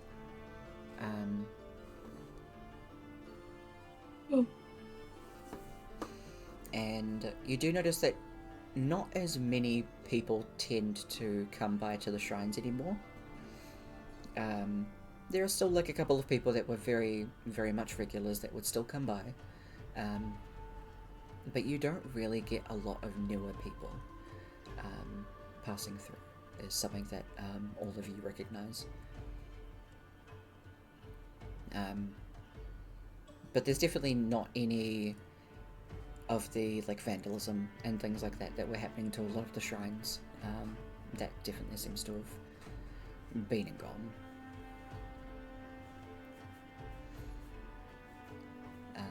Over the next kind of 2.5 weeks, is there anything that Rook would like to do? Just preparing for the inn. Like, I remember, like, because I think they have to build like the entire inn, so I'm sure that will take a little bit of time. Definitely. Yeah, just kind of like going and checking in, helping carry heavy stuff, hold stuff in place so people can work on it. And other than that, like once he notices kind of the lowered traffic for the shrine, I feel like he would kind of start looking out for ways to help people and just kind of mention the love shrine. Yeah. Or like get like gift baskets or like supply packages for people and just like put a little note in. Oh yeah.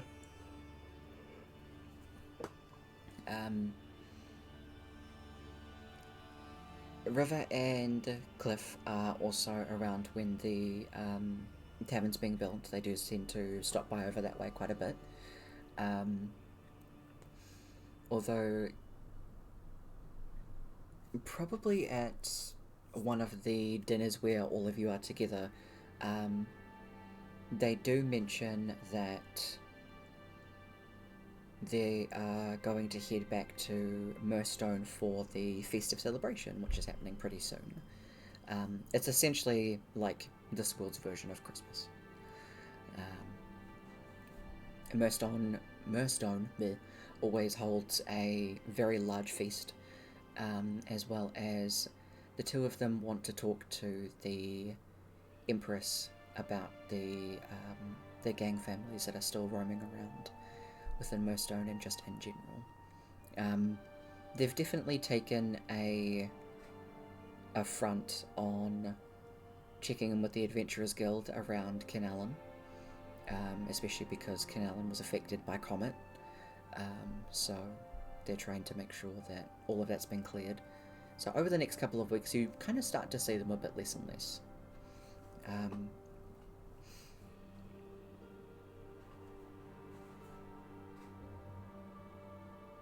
I would think at least the Carbers would be helping with the building the inn. Hell yeah. Definitely the area of expertise. Sourcing the proper wood so you don't have to put up with the crap that was in that other inn. Hell yeah. So that is definitely something that would be happening as well.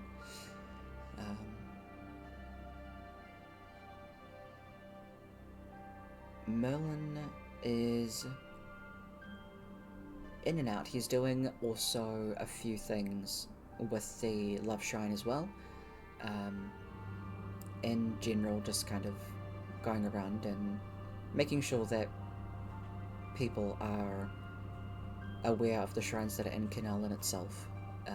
Not just the Love Shrine, and things like that. There's not so much slander about the shrines themselves. It's kind of just a lot of like, okay, cool, it's just another building.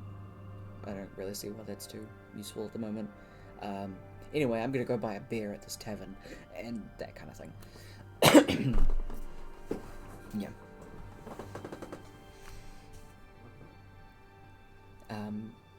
The painting that Amora got from Merlin, where did she put that? Oh, it's in her room. Okay. I think one of the evenings, when Amora is just like getting ready for bed, I think Zillary would like knock very, very quietly on her door.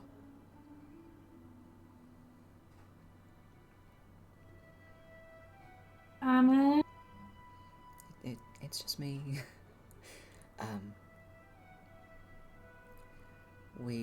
And she kind of like walks in, and Leola is like kind of trailing along behind her. And then after a few beats is when Merlin trails in. And he is red in the face. Zillary is not like... I'm trying to figure out how to word this properly. It's not like protective mother moment, but she is very like puffing her chest up a little bit. Leola's just very timidly on the side. But she is very poignantly, like, looking between you and Merlin as soon as he enters the room and starts, like, scooting closer to you. Neither of them have been in your room, because why would they? They don't have a reason to, like, just walk into their daughter's room that is very much capable of herself, and also an adult. But it's this point that they see the painting on the wall. You're gonna have to remind me what the painting was of. I think it was of it was split into three, where it was like the two of you as children, the two of you, it might have been one with the Sahuagin, and then there was one as you two were older. I do believe it is in the notes, because... Yeah, it's the other way around. Okay. But yeah, so the way they are now at the top. What sessions? Notes just before last. Yeah. 106. At the top. Oh, yeah. The bottom, Amora and Merlin as young children facing each other. In the middle, them as early teens facing away. And then at the top, they're facing each other and holding hands. Yeah. They both take a look at this painting before, like, looking to each other and smiling. Zilla is the one that speaks and says, I had some... Oh god, Tyler, I can't think of words right now. Bling? I had a suspicion that there was something in particular going on between the two of you. I wanted to make sure that this man's intentions were good with you. And I'm informed that you are engaged. And she is, like, just staring at you, like, hopefully. I was just gonna telepathically talk to him and be like, did you tell them that? I said... Yeah, I told them that. She asked me what I planned on doing and if we were together. And I said, yeah, we are together. Hopefully for the rest of our lives. And then she asked me more questions and I got nervous.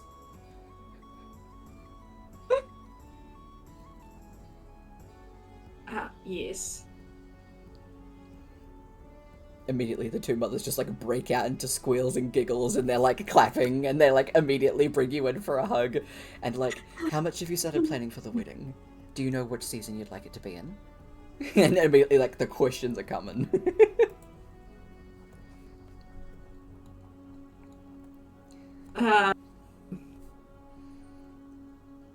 No.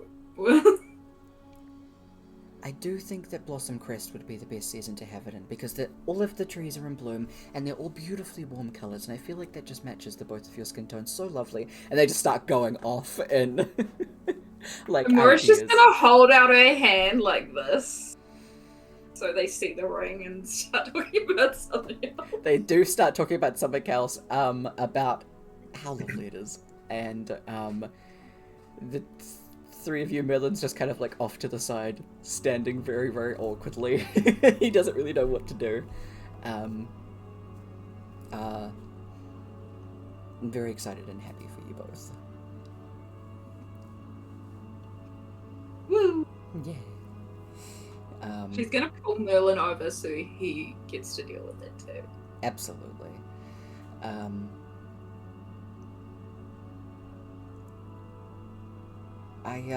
I did have a question, because, well, my parents are back in Carlisle. I'm probably gonna have to visit them at some point. Also, just to, you know, let them know about this. Why? Because they're my parents, and I feel like they... You don't like them, Yeah, I don't. so don't tell them. Oh, Come cool. off. Okay, cool. And Moira's like, they treated you horribly. We will not deal with them anymore. Immediately when he says that, Zillary and Leola, sorry, are immediately just like anime shing sound as they like look at Merlin like, excuse me? Nope. You are ours now. We are protecting you. It'd be really funny if the parents found out and they tried to come and everyone just kept closing the door on them. I mean, They're look, like, no. maybe we can do that when we get to your birthday session for the wedding. Who knows? Yes! You can cuss out some bad parents. I love it. Let's go! So it is 7 o'clock. I sort of quickly ask if there's anything that Kaba would like to do for the next week and a half. Sorry, 2 weeks and a half.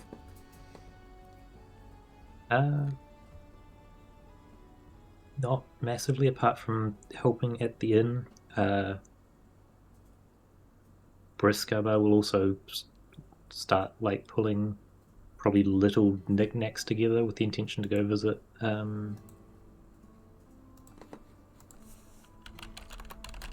Dolo and company,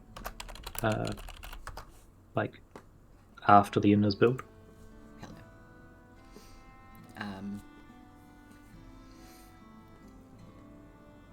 There is a large celebration for the Feast of Celebration coming up. That is then leaving 6 days before the end of the year. What we'll do is we'll take our break, and then when we come back, it'll pretty much be that like 6-day countdown until the end of the year before we do epilogue things. So when we come back, we'll jump into that stuff. If there's anything over this next period of time that your character would very specifically like to do, or invest time into or anything like that, let me know. Because otherwise we'll just be going into the future stuff. Everything from here is just pretty much getting back into normal lives after being adventurers and heroes. So there will be some addressing to each of that as well. So we'll come back to that, come back to the Feast of Celebration, which is the 25th of Raincore. And catch you guys in about half an hour. Catch you soon.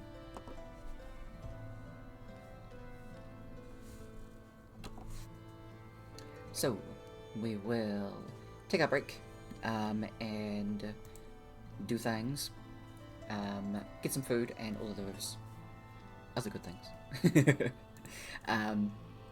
Take a break, stretch, get some water, all of those good things. Have good. Be back soon.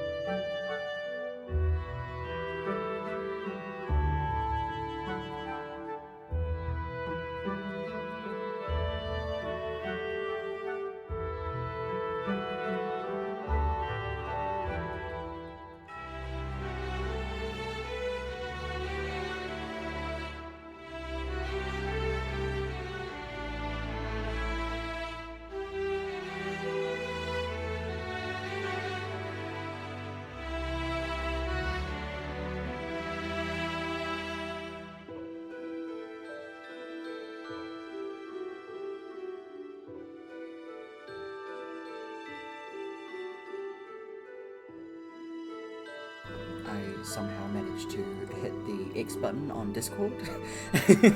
So I closed Discord itself. My bad. Whoops. Yeah. I was like, what do you mean? I just saw my friends there for a second ago. Where did they go? They've been erased. Oh god. Thank god I remembered you. I'd be so fucking sad. Holy shit. Right? Oh, Campaign over. That's everyone's gone. yeah. What campaign? What are you talking about? I've never heard of these people. I ran a third campaign? Crazy. D&D. You're gonna rate the other ones that- too? God damn.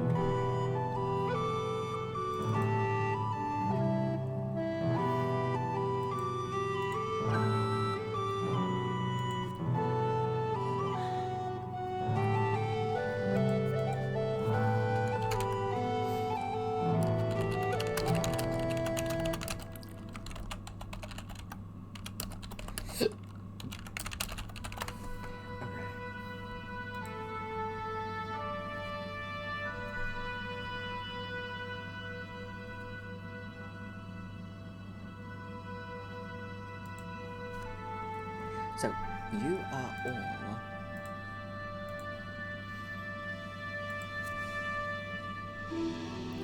all hanging around in Canal when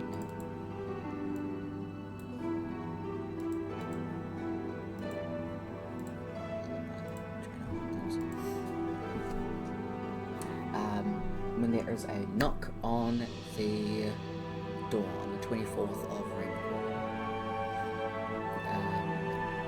You open it up to see that it's Fru, hanging up outside. Hey guys, so was wondering if you'd like to take a trip to Millstone. Totally no reason whatsoever. I'm not under noble authority. Please come with me. I can't think of any other lie.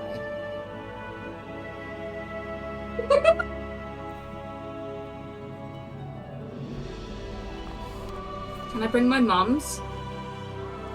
Yeah, sure. I don't see why not.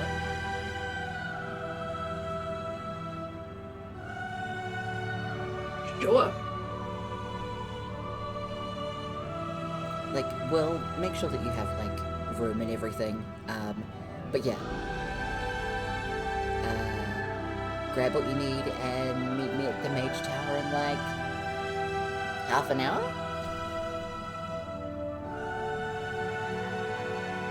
Okay, that's good. Well, what do you think we'll need? What do I need to wear? That's Am I gonna great need a question. shirt? Nah, that's fine. Okay, good. Yeah, it's alright. Cool. Would Free say that? Tyler thought something. Yeah, Free would say that. It's fine. You don't have tits. Also, brother, you've saved the world. I don't think we care what you wear now. Yeah. Well, some people, why are we going? You didn't really say. I think it's meant to be secret. If you figure it out, then I don't have to say anything. It's obviously got something to do with royalty.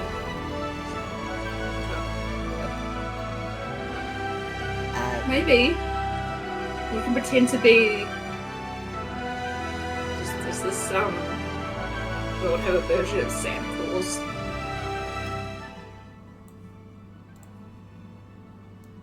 If you want, I wouldn't recommend it, but just dress comfortably. I mean, if you want clothes for, a night, then probably bring that. But I'll have you back here by, the next day. Or the day after. Fucking fly, I will murder you.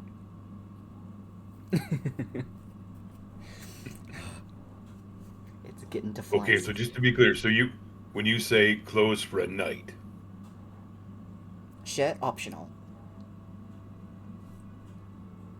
okay, I don't need armor or anything though. No. Oh, okay. You can bring a weapon if you want to be like cool, but that's up to you. I mean, it always kind of comes with. That's pretty cool. Does this world have a version of Santa Claus? They don't, because Tyler didn't think about it. They just have general collective gift giving that they do for each other. It's mostly the whimsy of gift giving rather than a person. Yeah. All Santa Claus. Shishkaba It's will gonna be like, you go. Shishkaba will get dressed in sort of those fancy clothes that they got at one point. Briskaba will find the dirtiest work clothes possible and go with that. Ooh, versatility. Nice.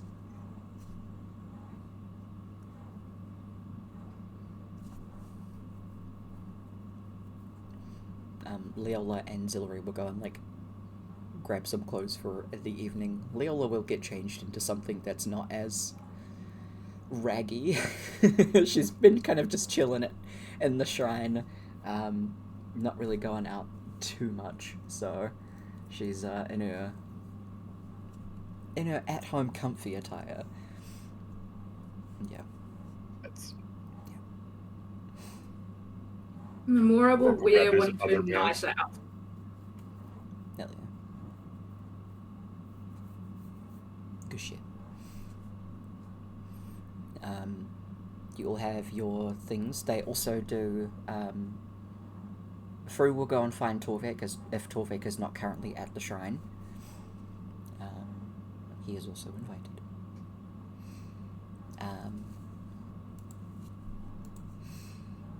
Also, I don't know how entirely to get in contact with her, but Shiraska did ask if Silver would be around.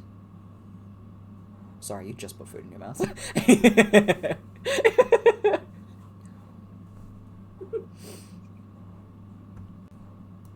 I'm just trying to remember what spell that is. If it's just ascending, but it's harder. Sending, but it's harder if you do Contact Other Plane. It is absolutely surefire to work, which I think only the Karbas have. I don't think that's a cleric or druid spell.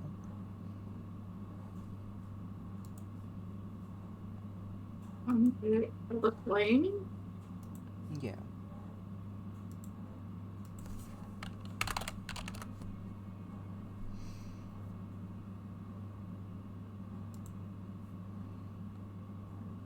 Yeah. Warlock, wizard, or occultist.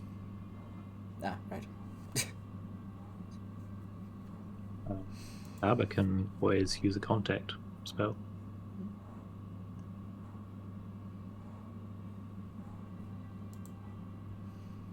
Sweet, sweet. I need to duplicate. Close that one. Close that one. Where did I write it?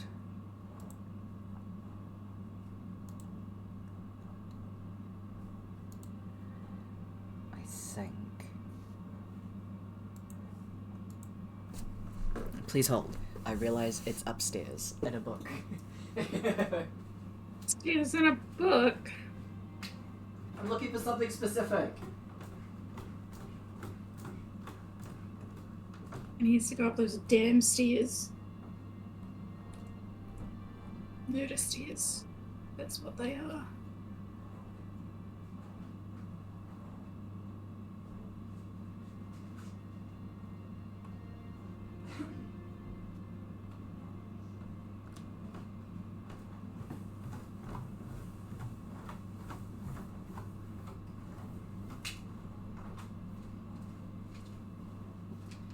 My stairs are not murder. The murder stairs are the ones from the house that you used to live in. Yeah, they were pretty bad. Ah, here it is. I have like a bunch of color-coded notes about the campaign. Damn. Yeah, I was writing them before I go to bed. Here's one I prepared earlier. So, you can do contact other plane to reach Silver Dawn. How does this spell work? It is yes, no, maybe.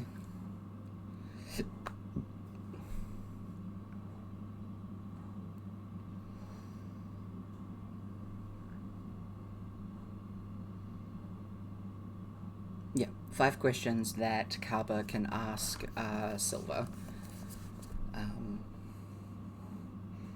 And Silver can answer yes, no, or maybe. Or like irrelevant, never, things like that. Can I get Kaba to roll a DC 15 intelligence save to see if they go insane?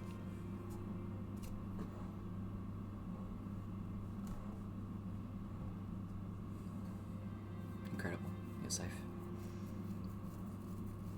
Do you think that passes? I believe so. Maybe just a little. Yeah, maybe by about 18, maybe? If I can do math right.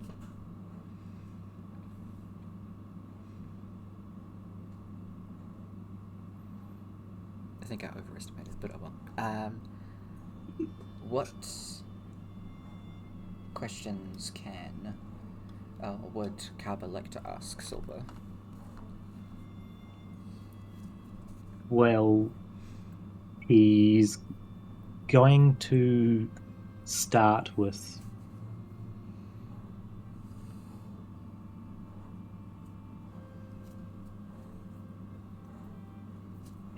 just talking and basically explain.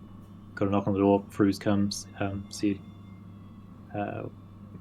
want to come to Murstone for no apparent reason, for one night only. And turns out Sharaska has explicitly asked if you'd like to come. Basically, just explaining things without asking any questions at all. And in the last 10 seconds or so, hammer out, what's my middle name? What's your favorite color? Do you have a grandmother? If you didn't have a grandmother, what would you like her name to be? And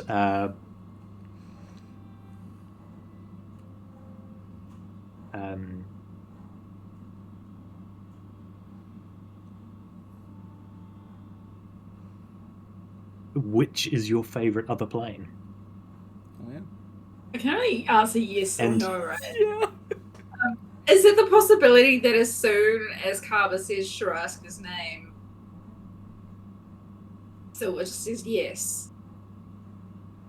I think you can only answer if you're asked a question, is Yeah. the specifics of the spell. And the And spell lasts at for the a very minute. end of it, like he's going to rush through all of these questions, and halfway through, like her answering, he's going to cancel the spell.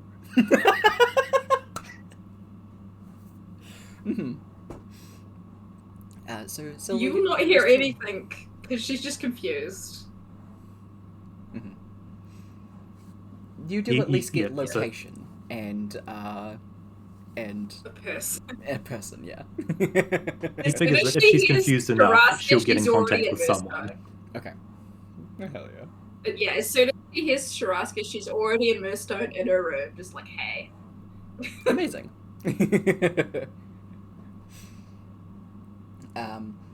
Fru, who's just like watching this happen, is grinning mischievously and pulls out like a little notebook and is like, I'm gonna have to do that sometime because that sounds like so much fun. I like the way you think, Kappa. I like the way I think too. This way I also don't have to listen to her call me a wizard again. Ooh, true.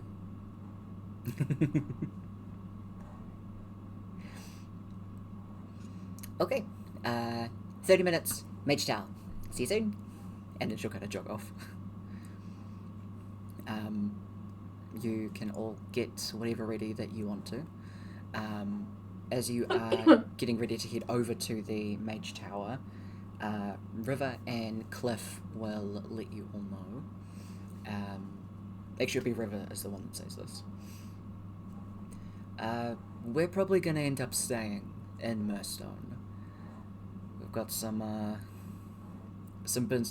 business to do there, and I mean, hey, beats traveling on a boat. So if we can fast track there and start doing what we need to, then yeah.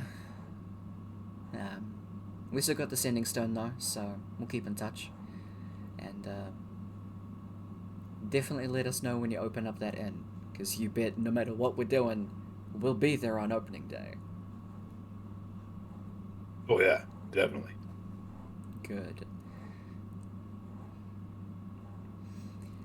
But I'm ready to go when you guys are. Cliff is kind of like bouncing on his feet.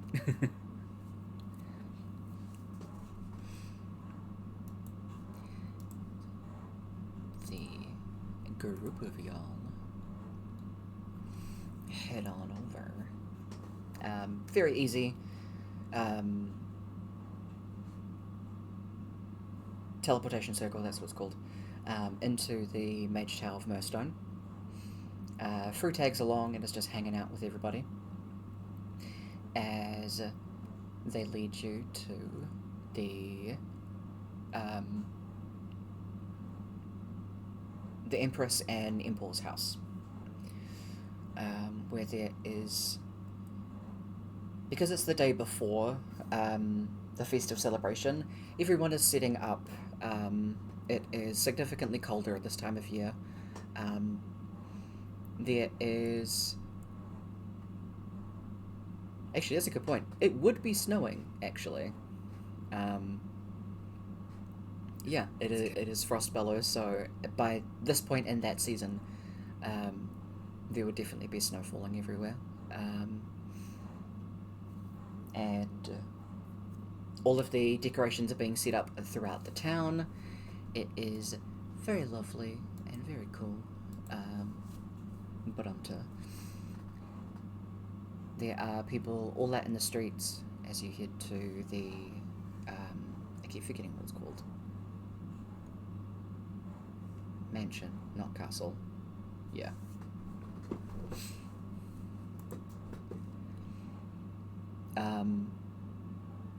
Upon entering, you are taken to the rooms that you'll be staying in. They are very specifically within the Empress and Emperor's house, like mansion specifically. You do notice a lot of familiar faces. You see all of the half-leviathans are there, the brass coyotes are there, as well as all of the Ashen emissaries.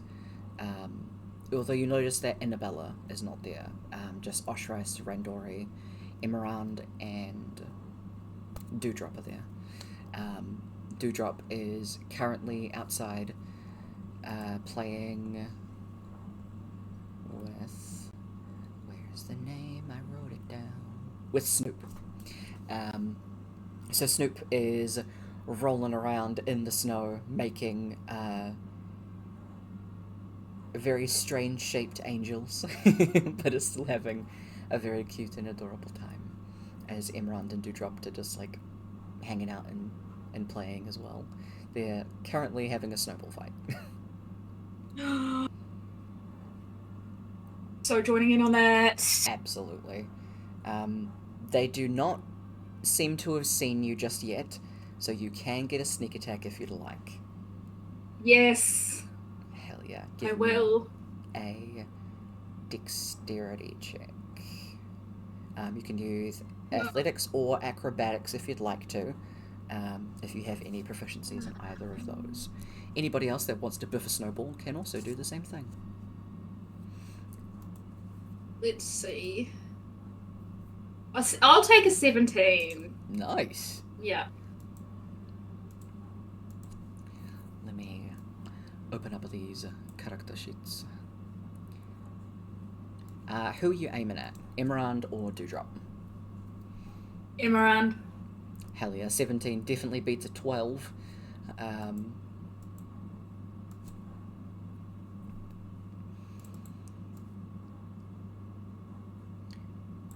Is anybody else gonna join in on the shenanigans? Brooke will definitely huck a snowball at somebody. Hell yeah. Trying to figure out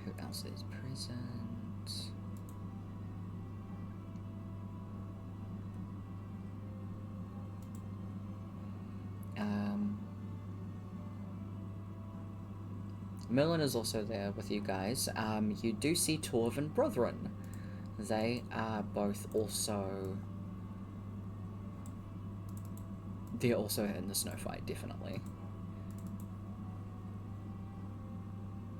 Arbor would like to try and vortex warp Merlin into the path of whatever snowball is next headed for Dewdrop.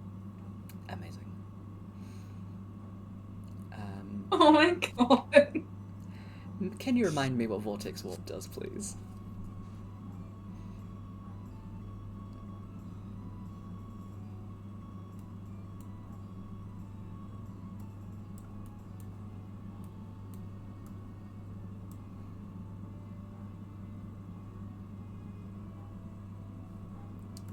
Open up Merlin's character sheet. I think the next snowball that Emerald is going to throw at Dewdrop. We will go con. I forgot to make it a con save. Sorry, it's this one. Sick, it's worse.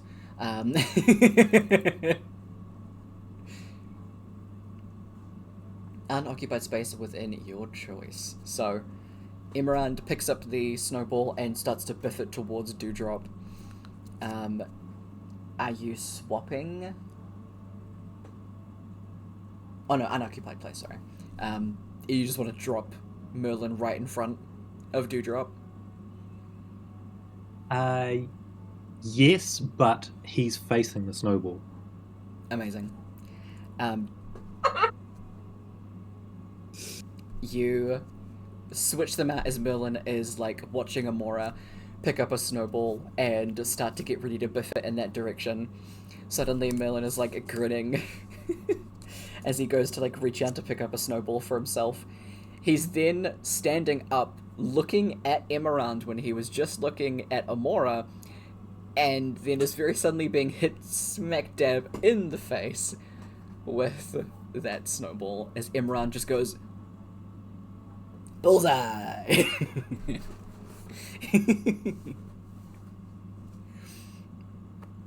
And then simultaneously as he raises his arms in the air, he... Oh wait, sorry, were you hitting Dewdrop or Emerald, Brooke? Emerald? Hell yeah, I forgot, sorry. As he raises his arms up in the air, that's when he gets hit in the back of the head by your snowball. It's like revenge, but I didn't know it was happening. Absolutely. Of the people involved, is there anyone in particular that you'd like to aim this snowball at, Rourke? If possible, he would try to hit Torv and Brethren. Ooh. Like, just get the biggest, loosest packed snowball that he can manage. Yeah. And just two-hand overhead. Yeah. Absolutely. With an 18, that's incredible as well. You can see the two of them. Brethren is in the process of like rolling up a really big, dense like snowball, and Torv is like trying to make a little mountain of his own. Torv goes to pick up a couple and rushes towards where Brethren is, at the same time that Brethren picks up the snowball that is the size of him and runs towards Torv, sorry. And they both collide. Brethren's snowball just evaporates over the two of them, so they're now sitting in a pile of snow as they're laughing. The massive shadow of your snowball looms over their head, and they're just buried in snow. Hell yeah.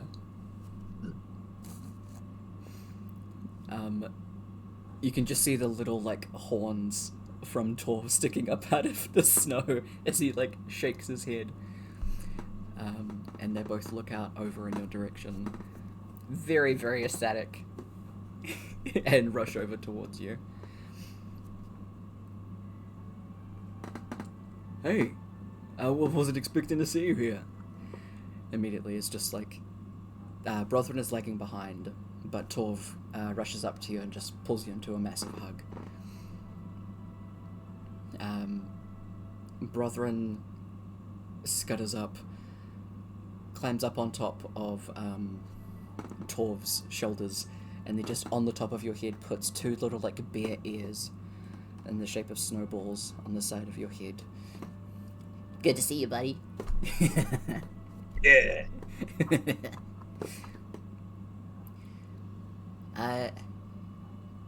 I'm pretty sure everyone's here that was at the fight.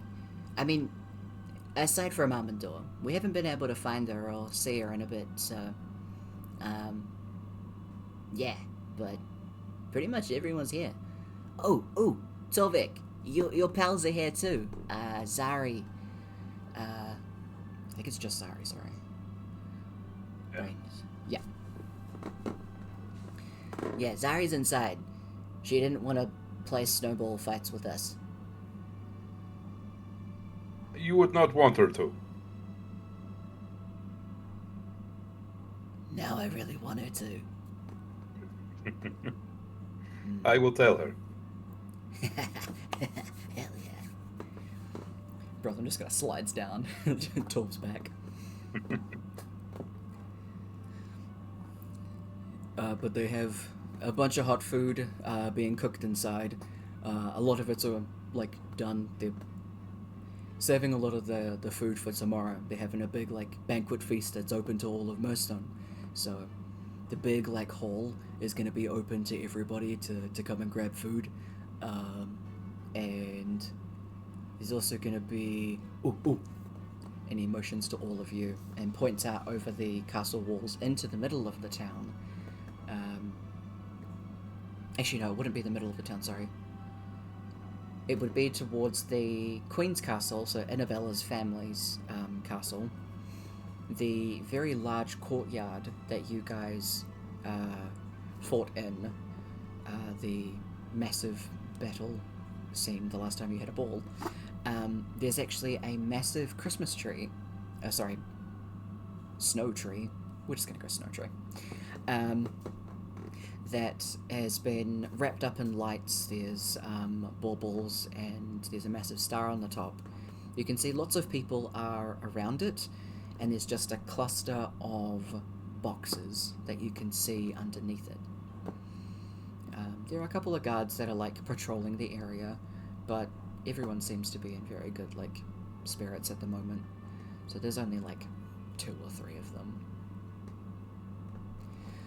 So that's the celebration tree, and then everybody brings a gift to it, and if you bring a gift, then you can trade it so that somebody else gets your gift, and you can choose a gift to take with you, so then everybody gets one. So heaps of people have been putting gifts over there. I'm pretty sure that's where Annabella is at the moment. She's been pretty busy recently, so yeah.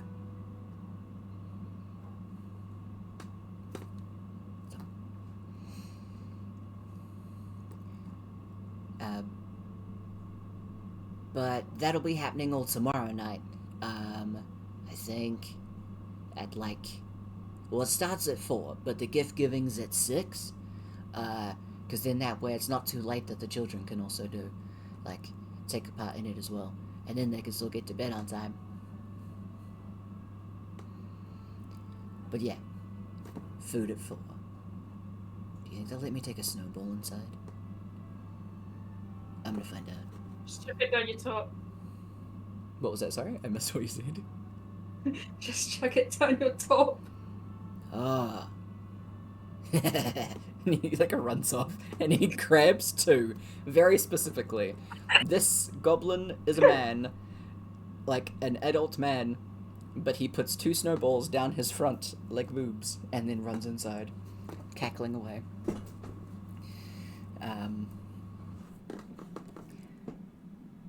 Meanwhile, outside downstairs, while that's happening outside downstairs, up in Sharaska's room, as she was picking out clothes for the next day, a very sudden Silver appears in her bedroom. You absolutely startle her, as she is not expecting to just see you. There is immediately an incredibly worried look over her face, as there are several parts missing from Silver since the last time we saw her. That's why I had to get my stuff from upstairs. I wrote down what you said. What things are missing? Shiraska immediately rushes over to you, and in your head you hear, What happened? What? Are you okay?" In the event of putting together the elemental chaos to replace Limbo, you had to go and get body parts from all of the elemental planes, yeah. including yourself. I remember this. Yeah, I had to ask you for a different body part because you said your entire head. And I said, To no. be fair, you gave me no context. You I were didn't. just like, pick a body part. I said pick 3 body parts, and then you just said that. And I was like, let's try again. So you're... Because Silver doesn't wear shoes, does she? Nah. Cool. Many of my characters don't wear shoes. That's a good point, actually. Your right big toe is missing, so you're finding that stability walking is very strange now. The entirety of your right arm is gone. Yeah. And this part of your left hand is missing, so you only have 4 fingers on your left hand. Yeah, I'm good. Yeah. Is this... Have all of the other elemental planes lost parts of themselves? Yes. I didn't realize that you would have to sacrifice this. Are all of you okay? Are you okay? Yes. What's a finger to a life for millions of lives? Definitely many millions. And she immediately just gives you a big hug.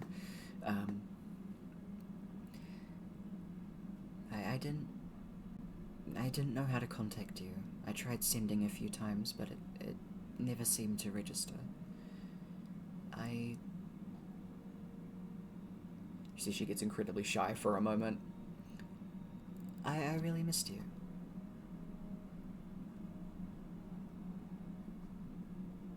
And I missed you.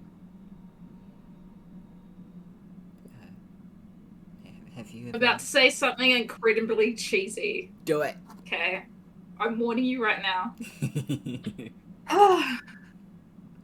I may be made of light and surrounded by light, but yours is the only light that I wish to see. Face immediately red, and she gets even shyer, if possible.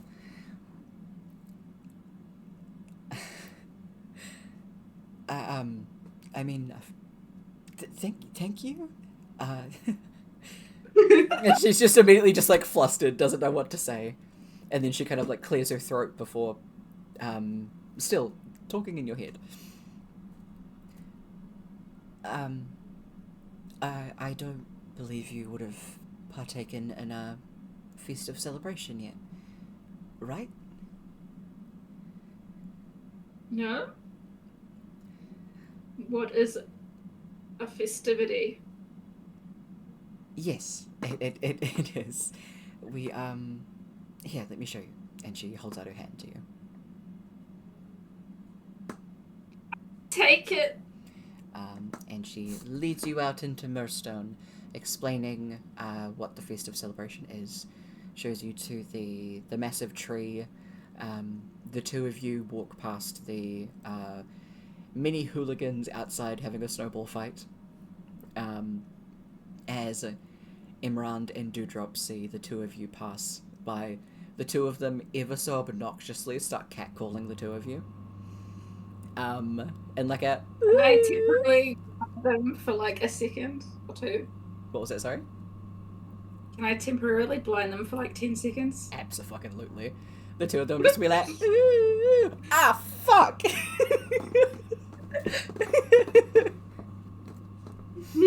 Hell yeah. Shiraska is just giggling away at this. And the two of you have a lovely little roam through the town. While you are all having your snowball fights and shenanigans,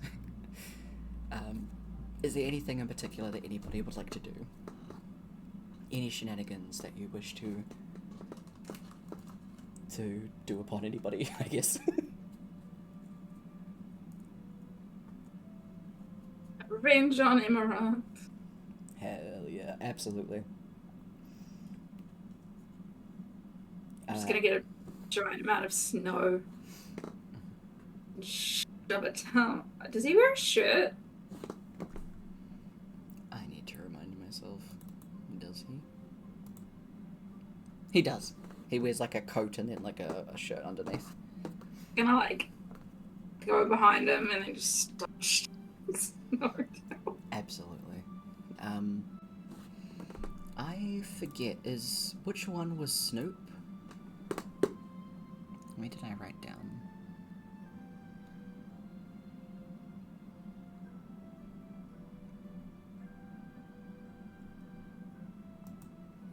Did I write it down? God fucking damn it. It's not in a character sheet. What is Snoop? I forget what Snoop is. Yeah, that's what I'm trying to remember. Is Snoop the companion thing? No, It's not the turtle duck. It's not the eelhound. It's whatever the third one was. I don't quite remember what that one was. Was it something? Was, Oh, it, were these? was it a platypus bear? I think so, yes. Yeah. These were the random experimented on animals. Yeah, like the merge animals. So there's Snoop, which is the platypus bear, I think. And then her meerkat is separate, Coral. Yeah, platypus bear. Okay, so I'm going to write that down now. Plat bear. Snoop. Amazing. Both Coral and Snoop are helping get revenge on Emerald because they both think it's hilarious. Yeah. So you get a lot of snow down Emerald's back, and he doesn't like it. You hear his 4 million in his stomach. Hell yeah. And Imran, in the meantime, is like, I didn't even do that. I didn't put him in the line of fire. I just threw the snow. Okay, I threw the snowball, but I didn't do it.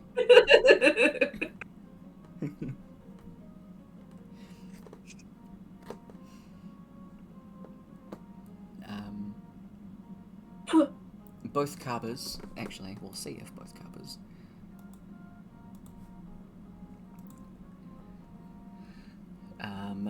An 18 and a 14 to hit either Carber with a snowball from Dewdrop. This will be your AC. 18 hits. Okay. I'm gonna roll one of these. 3. Don't print the fucking character sheet. Doesn't know how this works. Dewdrop hits Briskaba with a snowball in the back of the head, and it gets into your shell. The snowball attack to Shishkaba just whiffs.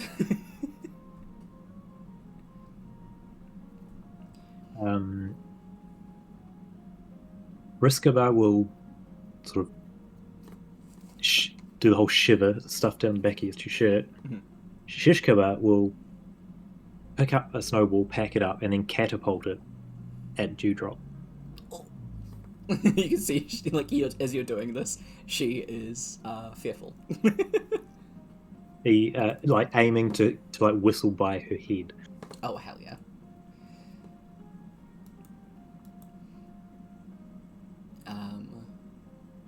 I'd say just to do that, there's no need for rolls for it. You can control it very easy enough to just have it whiff past her.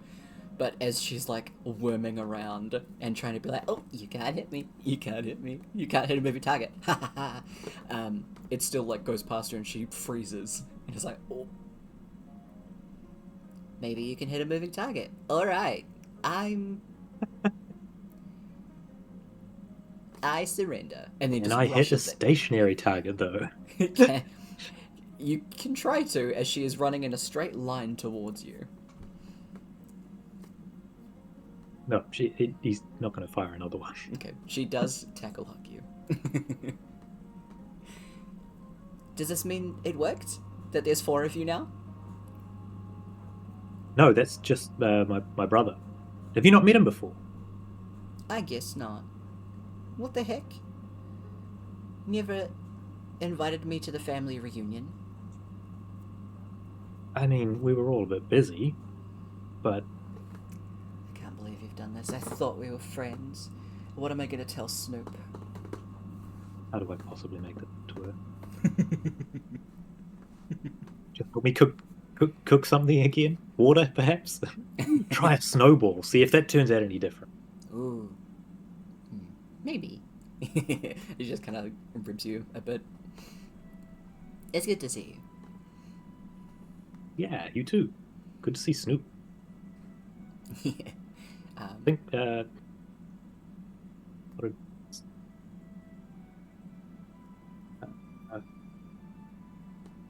Tucker's around here somewhere. It's Tucker's currently shaking himself off because it was they were tucked in the top of Briscarber's shell. Amazing. And so covered in snow. Immediately, Dewdrop rushes over to Briscarber, picks up Tuck, and is I'm so sorry. I can't believe I've wronged you like this. Briscarber is there looking very slighted. Incredibly fair. What about me? I'd do it again. Yeah. Picks up a bunch of snow and just plonks it.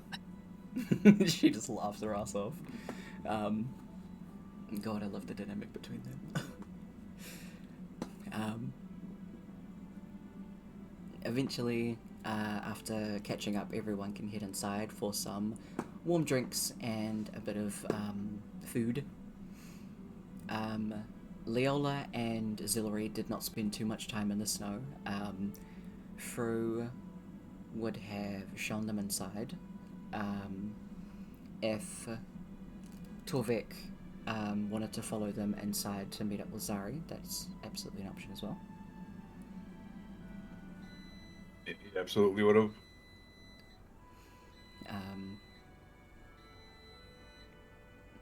She would be probably off to the side, sipping on... She'd be a tea or a coffee, lass?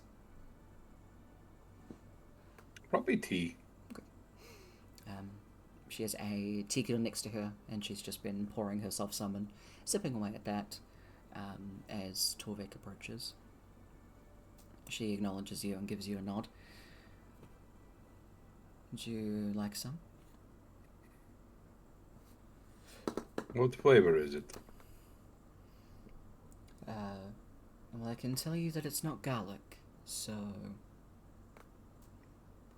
Well, I suppose it will do anyway.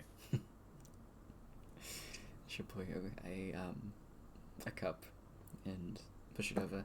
It's quite sweet. It seems to be some kind of fruit tea.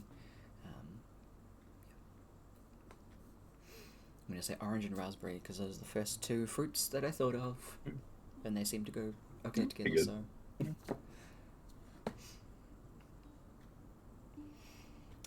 We just kind of hold it in his hands for a minute and like let it warm up and grumble about being an old man and having a bad hip. And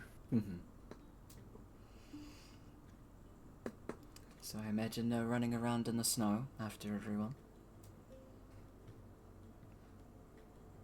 oh yes,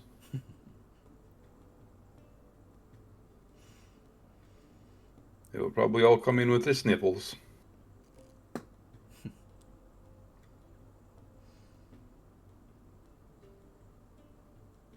was going to say, oh, to be young again, but compared to you, everyone is. Very true. The little goblin fellow wants to have a snowball fight with you. Oh, we'll see how he fares. Whether or not he knows when it's happening will be an entirely different question. Precisely. How have you been, old friend? I have been well, all things considered. You? Keeping well, very quiet. After everything, it is always rather strange for it to go back to the mundane. Indeed. What kind of things do you think that Zari would be doing, considering that she is an elf? I believe she's an elf, right? Yep. Yeah, I thought. Drow. Yes, that's right. She's She's not actually that old, so she has a lot of time on her hands. What kind of things do you think she'd be getting up to? She's a ranger. So I feel like she'd either be like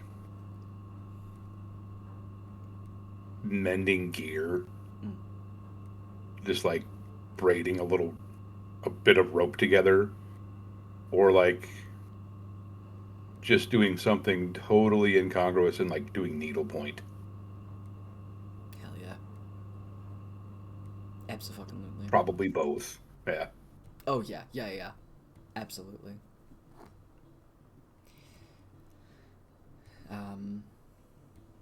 I'm not sure if it was established whereabouts she's based.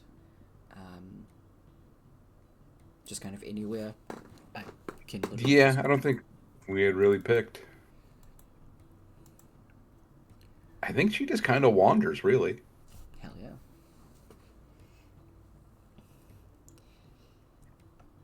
It is rather strange to be sought after while roaming the forests.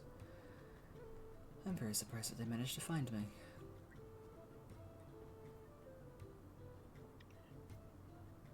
Yeah, so I think these people have resources.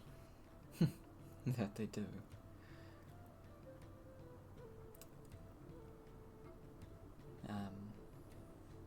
The two of you catch up. The remainder of the evening is just settling in, settling down, keeping warm, having a little bit of food. You don't see the emperor or empress that evening, nor do you see Randori, Annabella, or Oshras. It's just Emerald and Dewdrop that you see from the Ashen Emissaries. Eventually Silver does meet up, Silver and Sharaska meet up with everybody, probably during dinner time.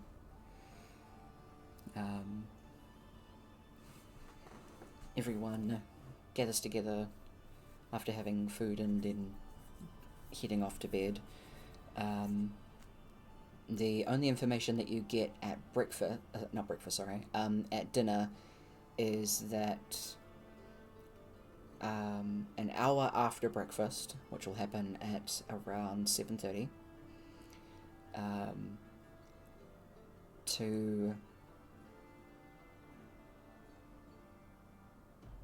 meet at the gates of the Murstone Mansion. So the Emperor and Empress's mansion. And that is given to all of you.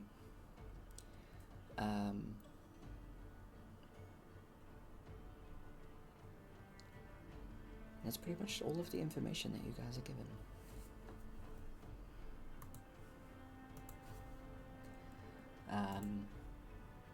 Is there anything that anyone wants to do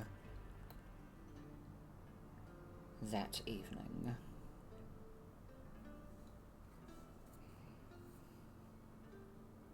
Sweet.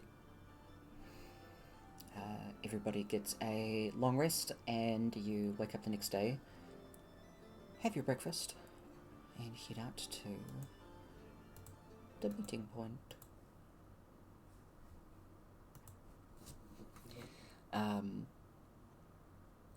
The scene that you are met with immediately is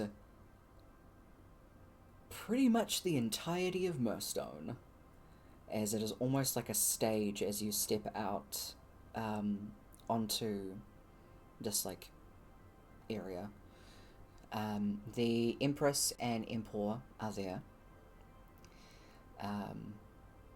You can see that the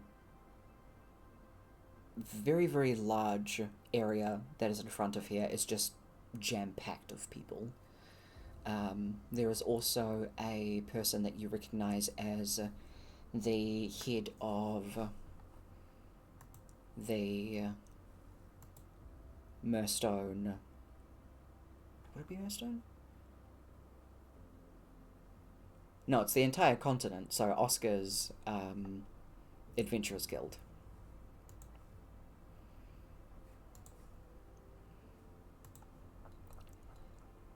And they are a gnome man by the name of Corin Wildfield, sorry.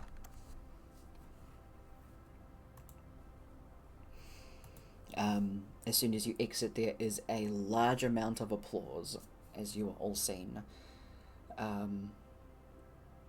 There is a little floating device that the Empress steps up to. As she grabs a hold of it, there is a almost like a buzz to her visage as she begins to speak. Her voice projects loudly, so everyone can hear her as the cheers begin to die down.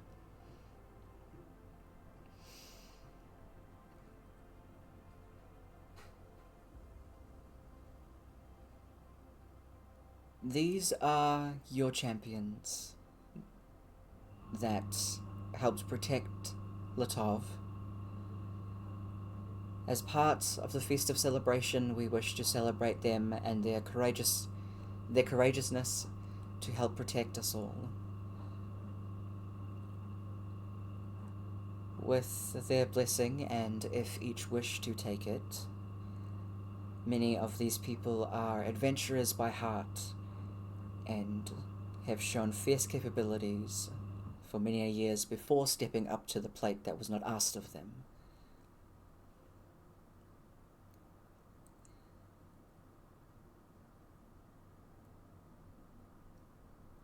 The Brass Coyotes,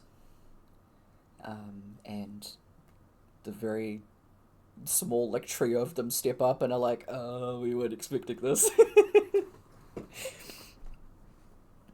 Of Bo, Leaf, and Dulga, people chair. The half Leviathans of Alertia, Woundstriker, and Double F. Immediately, like, Alertia and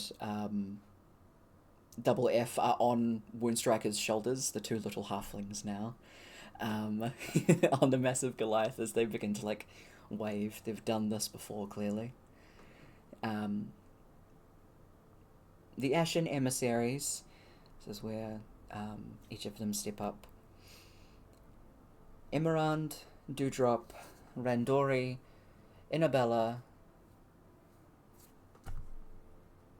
Oshras, and I believe that's all of them.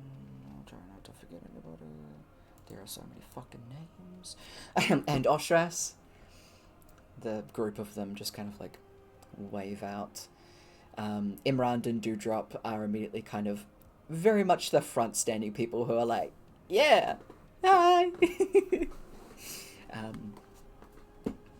Randori very politely just keeping her hands at her side but just giving nods and smiles. Annabella and Ostras off to another side just smiling and giving small waves.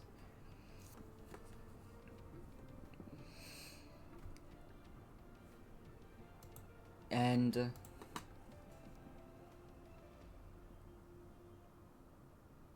she does look to you as your little group remains.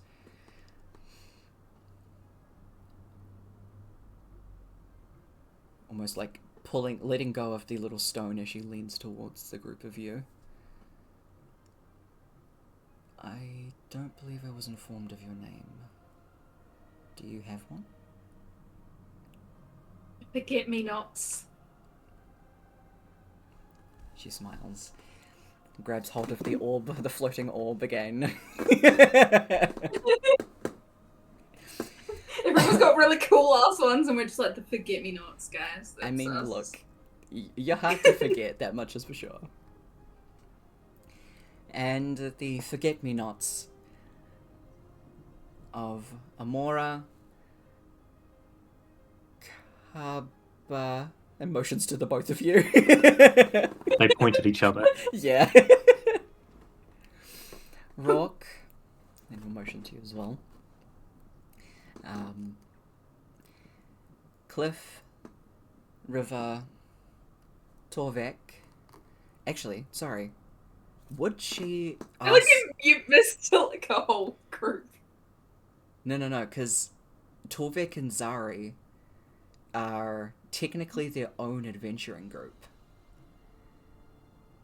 But I don't think the Empress knows that, so she might, unless you stop her to inform her properly.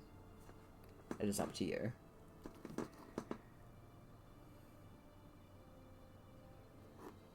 I don't think that. I think they'd go along with it. Mhm. Just since without Drakethorn.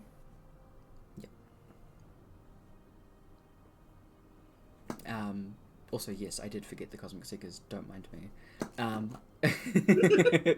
They would have been done before you guys, but I have so many things open that it's hard to keep track of.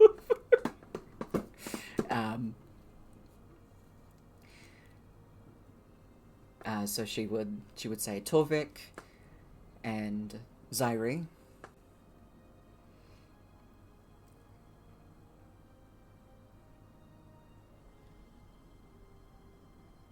I think Jaxus, Leola, and Zillary would be kind of shuffled off, like they would have shuffled off to the side, realizing what this is. And not being like, oh, and kind of stepped away.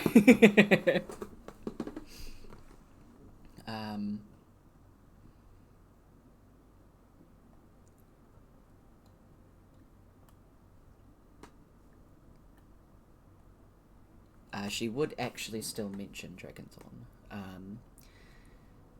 So, Torvik, Zari, and the late Dragonthorn.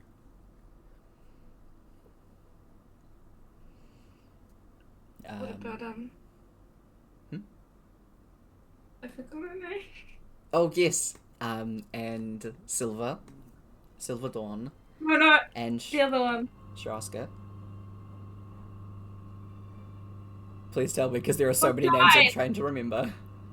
The one who died, who was also a cleric, but like a grave cleric. Lychee. Lychee. Lychee. Yeah. They were part of the Cosmic Seekers, weren't Yeah, they? they were. Oh, yeah. Yeah, so they get through the forget-me-nots. I'm just trying to make sure that I don't forget any of them. I'm so good at this. Actually, Silva and Sharaska would be mentioned under the forget-me-nots. To them, your team is massive. I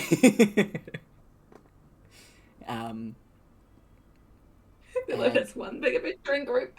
Yeah.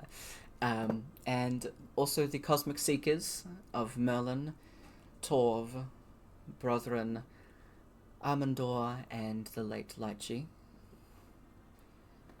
Between each group being mentioned, everybody cheers. And it is to each of these groups, if they so wish to take it, that I bestow upon them a elite status of Adventurers Guild, from the Adventurers Guild.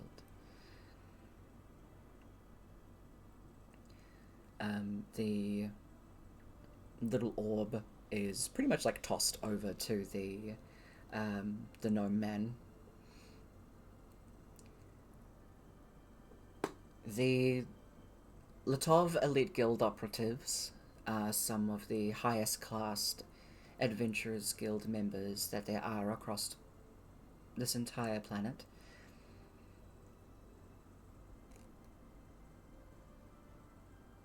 This has been established due to the events that have recently happened across Latov, and we wish to give these individuals status for their courageousness in battle, and as the Empress said, for which was not asked of them, yet they took the mantle. There is a emblem that is brought out. Where are my emblems?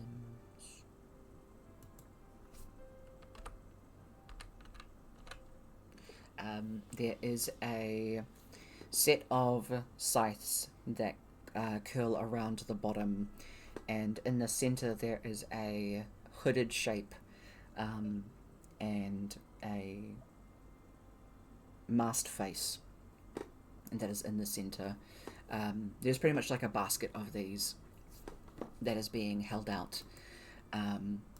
They are not trying to put any of you on the spot, whether you wish to take it or not, but they will ask in the group specifically. The half-leviathans do... all of the half-leviathans do decline very immediately. When the basket is brought up to them, immediately you see Woundstriker just take a bow as all three of them just kind of shake their hand. Alertia does hold out her hand for the orb itself. As it is brought over to her, she motions out to everybody. For the very long time, we have slowly built ourselves up from commoners. While we greatly appreciate the offer to be ranked as this status, we do believe that we would like to continue climbing along everybody. We did not seek out this gargantuan adventure. However, we are grateful to have been a part of it to keep people safe, as that is all we've ever wanted to do. We thank you greatly for the offer. And the two beside her do nod. You see some people in the crowd are confused by this. There are other members of Adventurers Guilds that are very much like, why would you turn this down? But the trio of them just hold their own symbols that they have earned and smile, go to the Empress and shake her hand and give her a bow before exiting the stage. The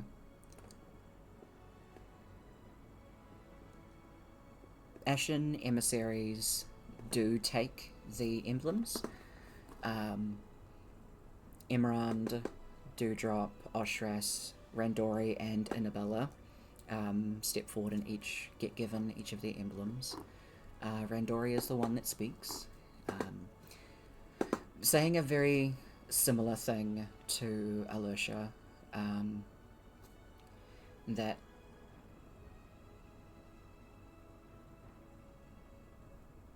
in the beginning, we did not have our memories, but we knew that standing by idly was not something that we could just do. There is a greater purpose that adventurers seek, and while this being one of the largest quests that we were ever a part of, we are glad to have kept Latov safe. And they just each give like a very small bow before thanking the Empress and exiting the stage.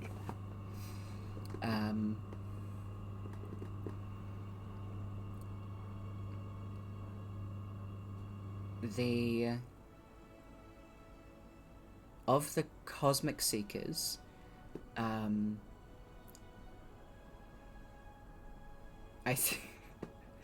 hilariously, Torv and Brotherin like lean forward to Corin and just ask like, if we take one of these emblems, is that like, I don't know, I'd be cool with like a keepsake. Yeah, I don't know. You see, they kind of really awkwardly asking. And you just hear Brotherin very loudly ask, yeah, does this come with like a bunch of extra responsibility? Because like, I just think the emblem's cool. I don't know if we're gonna keep adventuring, in all honesty. You know, a couple of people in the crowd being like, what are they saying? So Brotherin jumps up and grabs the stone. Brings Merlin forward. Well, with Lachi not around, and also another one of our other members not hanging out anymore, this one's getting married, and I think Torv and I are just kind of cool chilling. So sorry guys, the band's breaking up. But It's not getting back together. Yeah. This has been really sick. Look, we're just glad to have helped people. But, and then turns to Karin again. Really, can I keep it as like a keepsake though? Those things are pretty sick. And Karin's just like, sure. And just hands one to each of them. Very much like a wrestler belt. Torv and Brotherin like hold them up and are like, yeah. Merlin is very awkward, like, this is why I do the talking. I'm the charismatic one. Why did he take the orb? But just goes with it.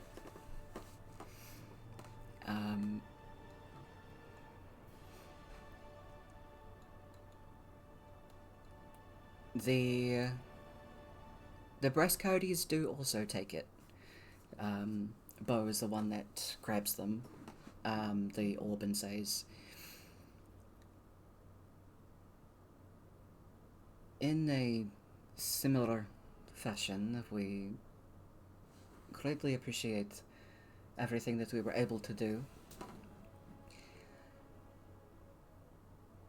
I think while having this emblem, we also still wish to climb the ranks ourselves. We still have a lot to prove as very simple mercenaries.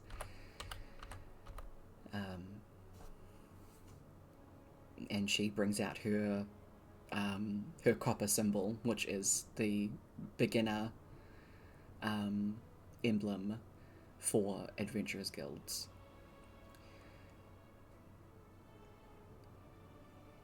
We still have a very long way to go, and while having this badge with us will show what we have done, we wish to also continue to build and grow. This has shaped us, but it will not define us. But we thank you.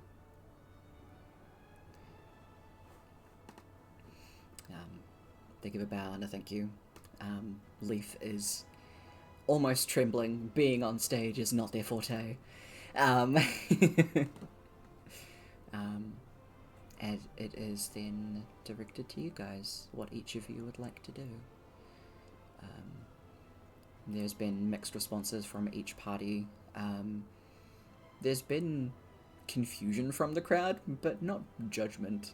So whatever you do decide to do is entirely up to you. And the Empress is mostly just having you here to have a platform to thank you. I would like to grab the orb Absolutely. and sort of look out at the crowd, squint a bit, put his hand to his eyes, and goes, Billiam, is Billiam the second in the crowd somewhere? I helped build your shop earlier. You said you owe me. I've got a, I need some specific wood. I've got a project. I think... You know what, give me a luck roll to see if Billiam's here. Roll me a d20, you want to get decently high. I need to see this. Do you want to use an inspiration? Because you can. Yeah, I've got inspiration to burn. Let's go. Do it. Nice. 16. You do see a very small crowd of people around somebody. You know how someone, like, when you point someone out in a crowd, they're like, yeah, this guy. There's just a little group of that happening off somewhere. So you know where to find them. You just see, like, Yep. thumbs up in the distance. I'll come by the shop later. Yeah. You just thumbs up again. Like, holds up the orb for one of the other two to take. Yeah.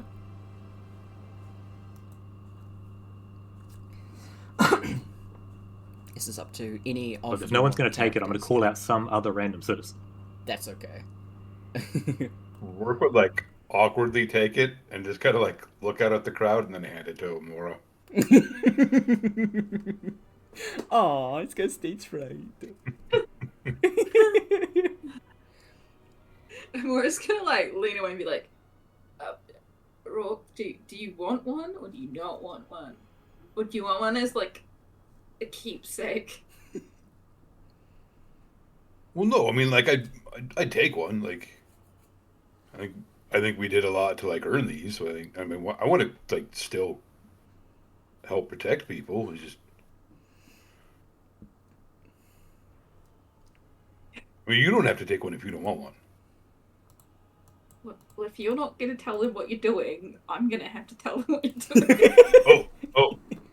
Oh, right, yeah, no, that's fair. he'll like take the orb, like up in front of his face, probably too close. It goes, Yeah. Yeah, gets the feedback. Like, oh, Yeah.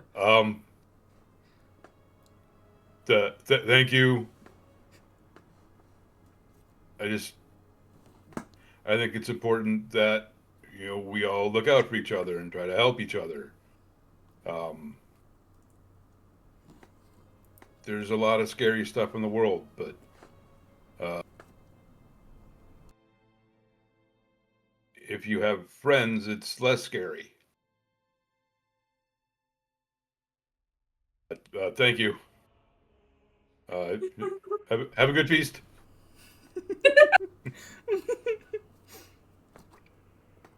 Hell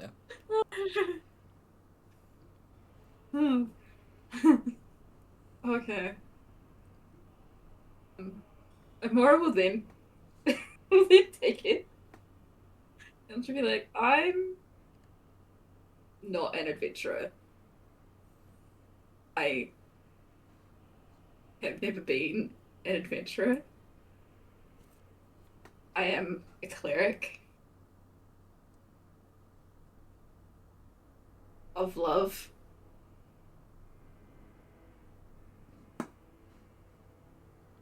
I do. Well, I appreciate the gesture. I don't need this. I just did what was right.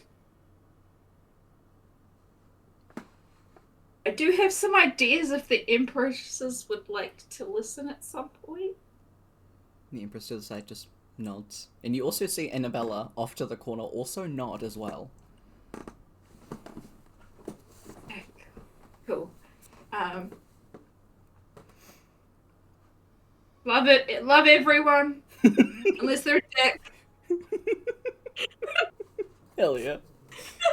I think River would step up next to you and give you like a pat on the shoulder. And hold her hand out. As long as you're done, if that's all. Yeah. Yeah.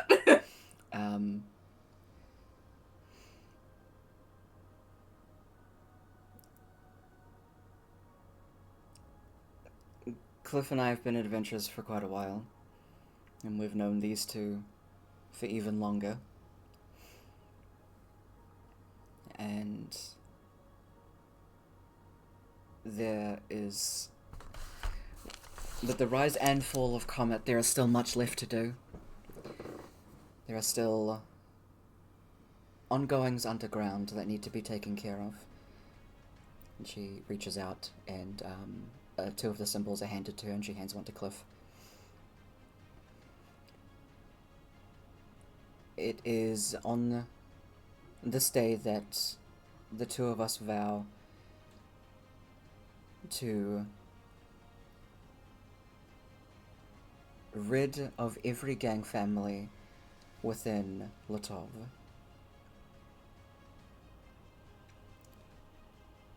If you are present and you are listening, know that your reign will end.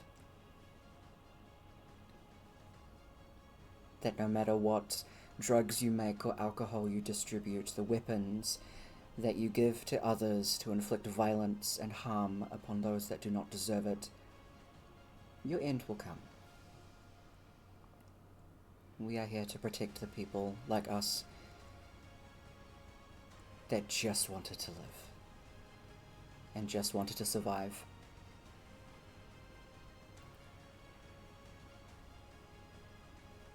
No one's existence should feel like a burden.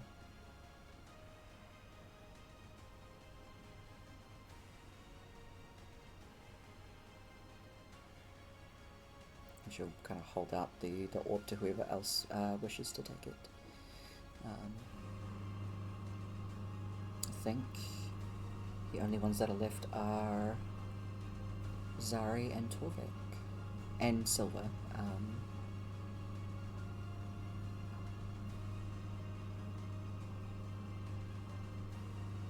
Zari and Torvik would both take one.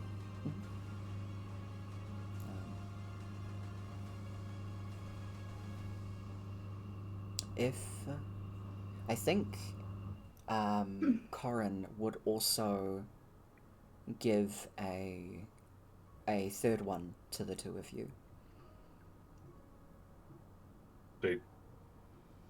Torvik would have said, or otherwise just said, he is taking a third one. Oh yeah. Or for Drakenthorn, Absolutely.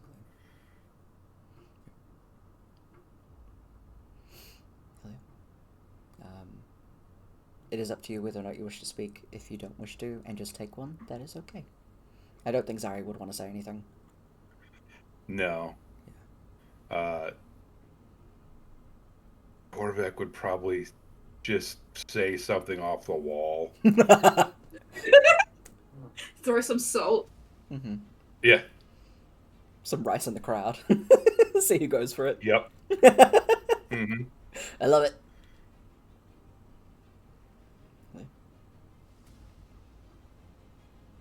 Creatures of the Feywild, the Outer Planes, the Hells, know that if you seek to cause trouble here, you will deal with us.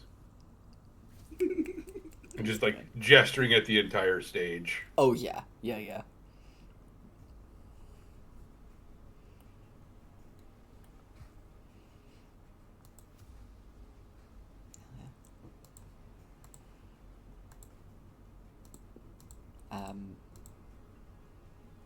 Shiraska is offered one, and she does take it. She doesn't say anything, mostly because she can't talk and can't verbalize into the stone, but she does take one and just gives a nod. Silver will ask her if there's anything she'd like to say. She just looks out at the crowd and shakes her head, and in your head you hear, "Our actions have spoken for themselves loud enough."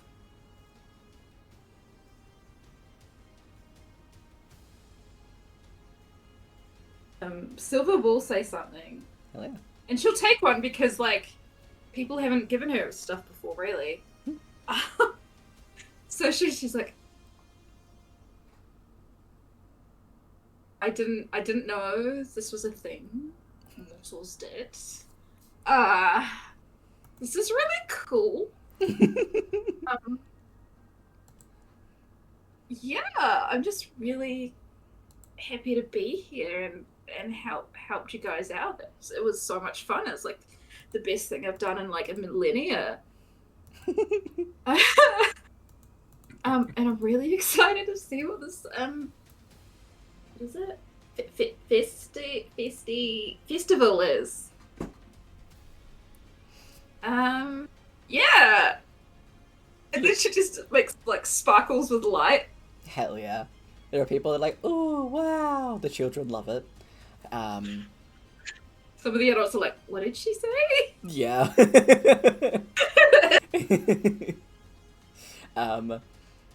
The orb is given back to the Empress.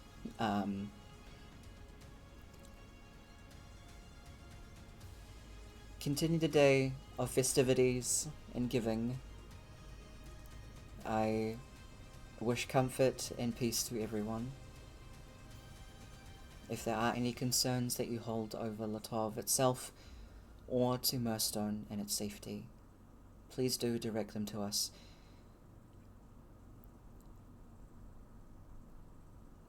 Tyler is blanking on words. And she'll just finish it by saying, Happy Feast of Celebration, everyone. She'll like turn the orb in a way and the thrumming begins to cease and it just becomes a normal fucking orb. People cheer and as the group of you are kind of led away. Sorry. Can both Carbers vault off the front of the stage and basically try to plow through the crowd Yes. for the Sky Billion? Yeah, absolutely. I think because you do that, the group of people that were around him that were like pointing, they create like a barricade and are like, yo, we gotta get these two people together. These three people. So there's like a little posse around you guys as you like go towards each other in the crowd. It's fantastic. Hell yeah. As the group of you, aside from the Carpers, are taken aside, the Empress like exhales.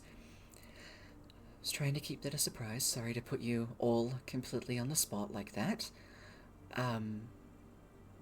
But I just did feel that it was important to have the acknowledgement of your deeds. And she like bows deeply, as does her partner, the Emperor.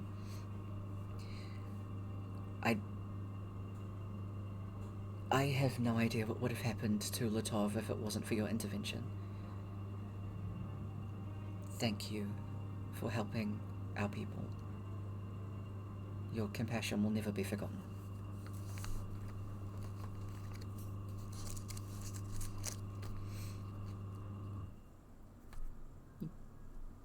And she's trying to be all formal and everything. More like leans over and is like, do we bow back? Are we meant to bow too? Brethren, who's just kind of like finicking with the symbol, and he's like, "Hey, do we bow back?" She stands up properly. Like, no, you. It is just a show of my gratitude. You don't have to bow back.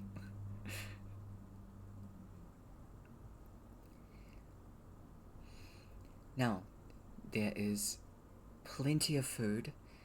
If you wish to hang around in the evening, we do have the gift giving, and I believe later in the evening, immediately Annabella like steps to her side and is like, "They don't need to know about that. It's fine." She's like, nonsense. Annabella is. More like leans in. Yeah. Annabella is going to be taking over from her mother's and will be the solo queen of Murstone. Annabella just kind of like folded her arms. Oshras is standing next to her. Yep, yeah. Normally you do the coronation in the day, but it doesn't need to be a big thing. My mums want to step down because everything freaked them out and they didn't feel like they were ready for any of it, so someone's got to do it. And also the last time that we had a party at the castle, many people died and it was really traumatic, so I don't want to put you guys through that again, so I wasn't gonna mention it. I mean, a fair few of those people are now back alive. Yeah. You don't have any more cursed objects lying around, though, do you? Not that I could think of. Are you gonna say random names and make my head explode? I'm sorry, No. that was meant to be a joke. That didn't translate as a joke, I'm sorry. Yeah, I'm just glad you're alive. Yeah, like, same. So I guess when I said I needed to talk to the empresses about something, I'll have to talk to you about the something. I mean, just so, you know, we can all be on the same page, I mean, yeah, my mum's kind of took, like, a real passive role.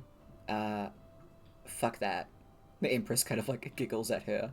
As Annabella's like, I mean, I'm not doing that. Queen. And Oshras is immediately next to her, just like, yep. Oshras is, because Oshras was never, like, hardly mentioned. She's a massive blue dragonborn, who was Mariana's alternate. Yeah. Warlock shit. Well, then I look forward to working with you. Yeah. Likewise. Do I have to call you Your Highness all the time? Please fucking don't. Okay. We are chill, right? Like, Yeah. okay, sick. Let's go eat. And you all can go and have a big ol' feast. Lots of food, lots of great times. You can each choose to take part in the gift giving if you wish. Placing whatever trinket that you have on you can be purchased beforehand, or just a trinket that you have on your person. It is up to you what you want to chuck in there. Quick question, because I realize it's 9 and it is like getting super early for Kev, even though it was before. I'm probably just gonna jump to the last day of the year. So are you alright if we go to about 9:30? Is that alright with everyone? So just another half an hour. Yeah. And then we'll do the actual epilogues with everybody and your characters next session before kind of the session wind down. Whenever that ends up being. It doesn't have to be next week, but we'll suss that. Is there any particular things that people want to place and or trade? It's gonna be so stupid. Amora's just gonna place one of the diamonds. Ooh, okay. How many do I have? 1, 2, 3. Okay, I'm gonna roll a d6. I'm gonna see which one it is. Fuck yeah. 1, 2, 3, 4, 5, 6. Okay.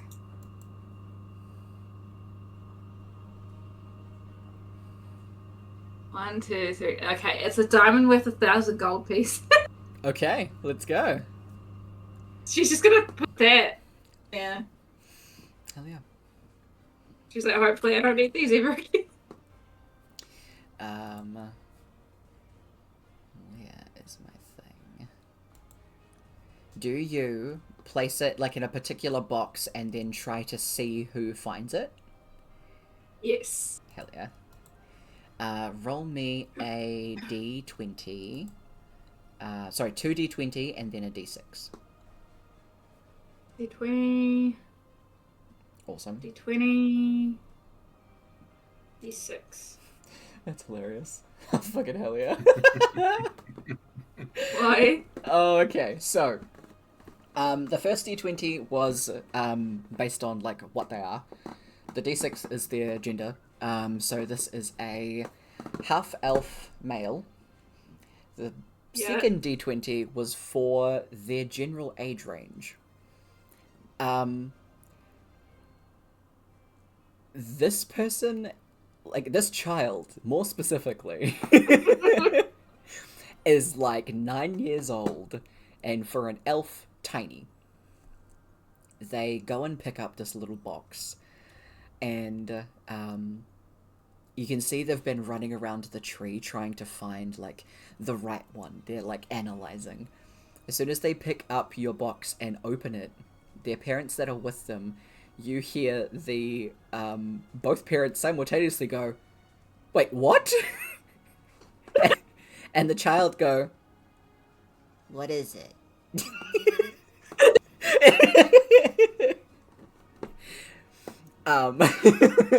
So it's up to you if you want to do anything with that. No, I'm just gonna watch. Amazing.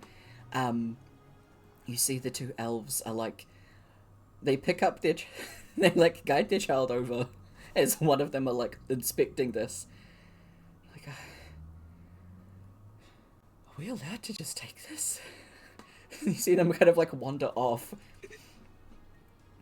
And as the kid is like walking away, they get like a big thing of cotton candy as they're eating it, and they walk past your direction. They're like, "Man, I gave away my favorite truck for a rock." As a 9-year-old doesn't understand a 1,000 gold diamond, their parents do. You do hear one of the other parents go, "We'll buy you a bigger truck."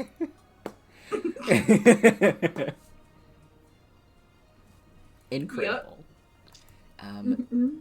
Does Amora want to pick out a trinket? Absolutely. Hell yeah. I have a massive It'd be really trinket funny table. if it was this boy's truck. It is a lovingly crafted wand made from ivory and finely carved sequoia. That's how you say that.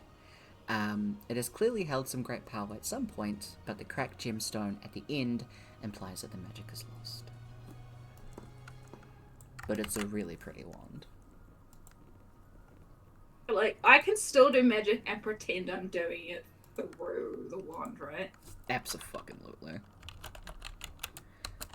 Okay. There we go. I'll just post them in player Who planning can for... shapeshift?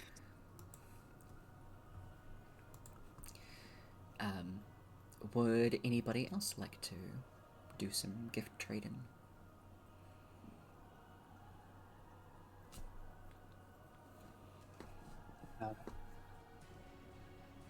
I would like to tie 3 things together with a ribbon before placing them in a box.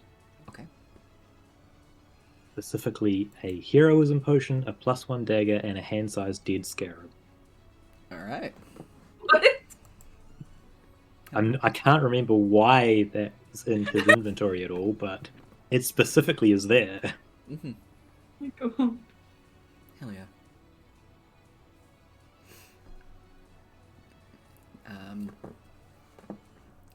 I will get you to do the same thing. Can you roll 2d20 and a d6, please?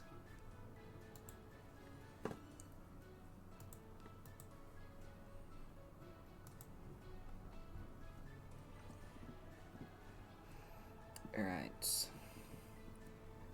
This is a middle-aged tabaxi person who is wandering around. They are a orange coloration. As they're wandering around looking at each of the boxes, they open up yours, and I'd say you see that hanging off their belt is actually one of the mercenary emblems from the Adventurers Guild. They seem to be very, very young. So it seems like this is a very, very recent thing to them. As they open up this box, pulling out the dagger and potion, they're very excited by this. They pull out the scarab, and you see their eyes, like, the pupils below wide, as they're just, like, inspecting this beetle, and they think it's so fucking cool.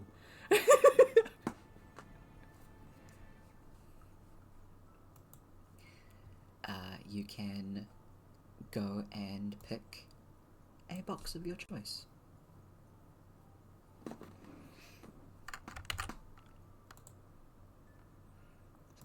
open up this. Go up.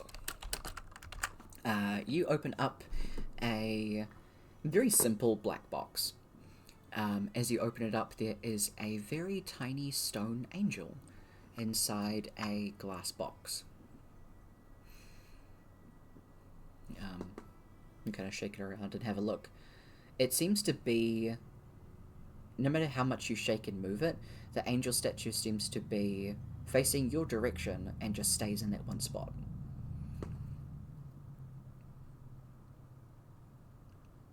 You go to kind of inspect to see if there's anything else on the box, and when you look back in the box with the angel in it, the angel now has its hands pressed to the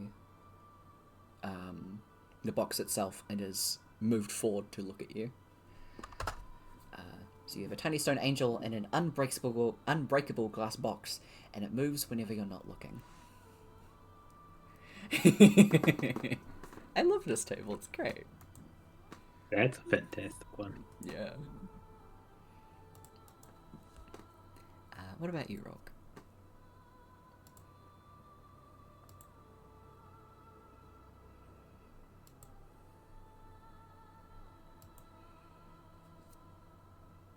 Oh, we can't hear you.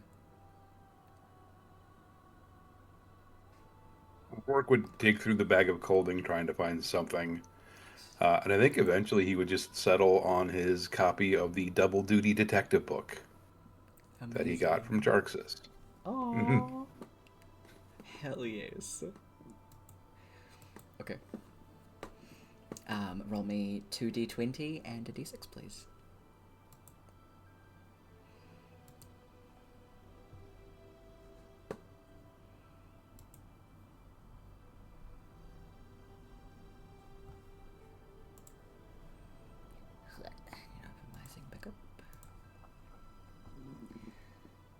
Alright, we have another tabaxi.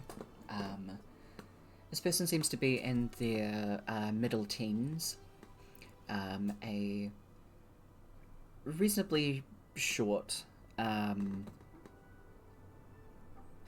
dark brown cat. As she is walking around the tree, see she kind of pokes at a couple of boxes and before reaching over and grabs the book. She opens it up and starts to like flick through the pages of the book. See, she turns it over and starts reading like the blurb. You see just like a little smile on her face. The parents seem to come over to her and like query what she got. It looks like a detective book. The parent that's with her has like a massive grin on their face as they pat her on the shoulder. As the two of them start to walk away, you can see her parent has a guard emblem hanging off their side.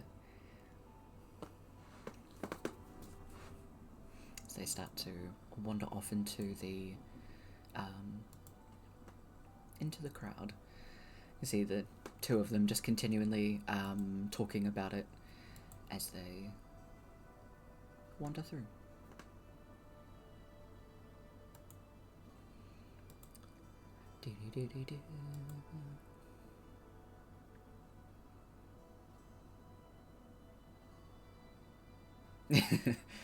Okay.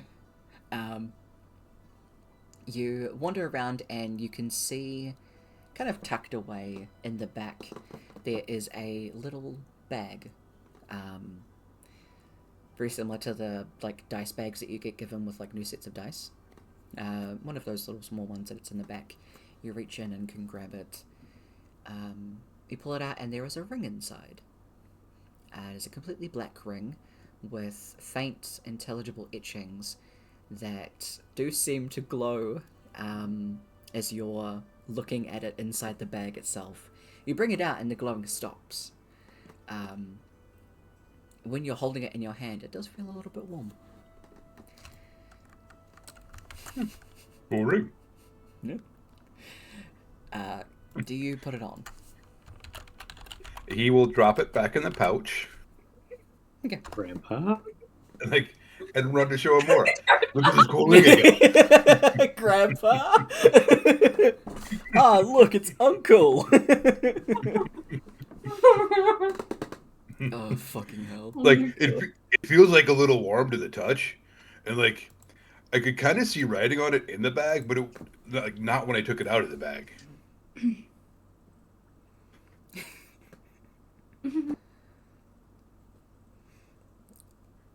You are getting very strange looks from Cliff and River as you're talking to Amora. Oh, guys, no, come check it out. Mora's See, just like- like, hey, can I see that? Yeah. Cool, thanks, Kaba. Amazing. Come identify this.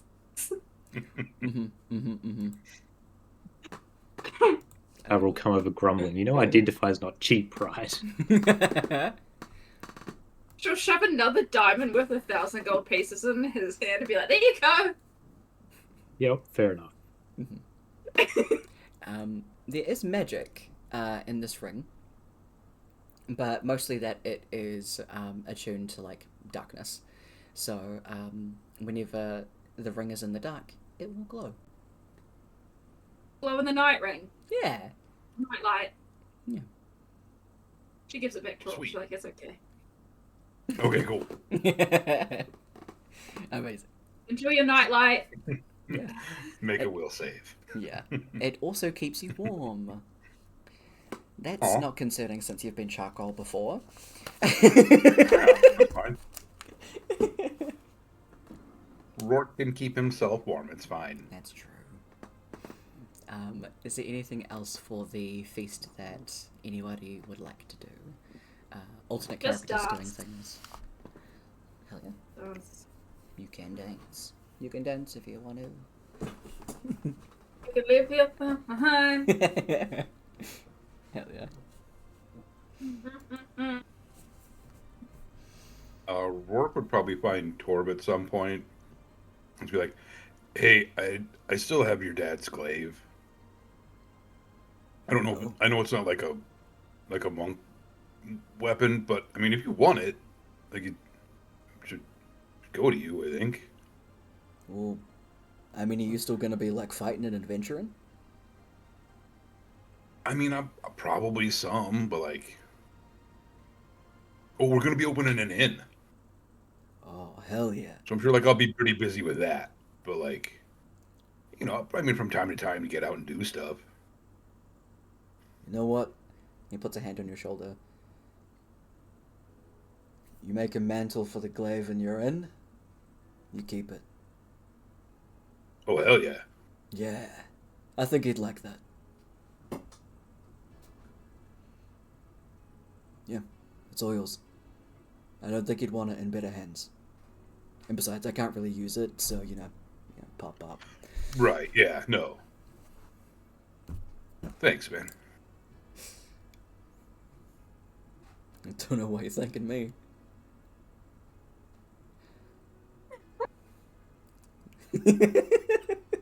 That really got you, huh? Pop. I'm glad. I stole that. I'm sorry. I'm not original. Yeah.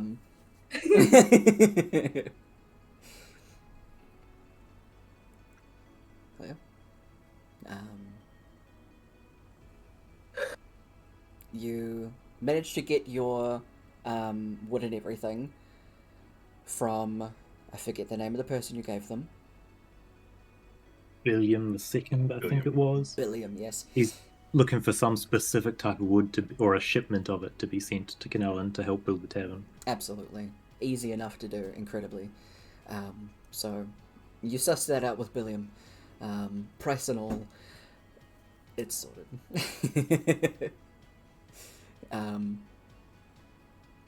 And you eat, you drink, you dance, you have a great fucking feast of celebration.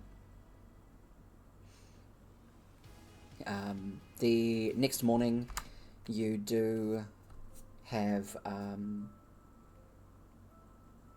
couple of things like breakfast to do. Pretty much everyone that next morning is splitting off and going to do their own thing. Fru will take you all back to Canellan, those of you that wish to. River and Cliff will be staying behind. But they've got the singing stones. I'll keep in touch with all of you. And a look that you've seen on River and Cliff's face many, many times, Rourke. That look of pure determination. Like, there's definitely that fire back for the both of them. As they say goodbye to all of you, give the family big hugs.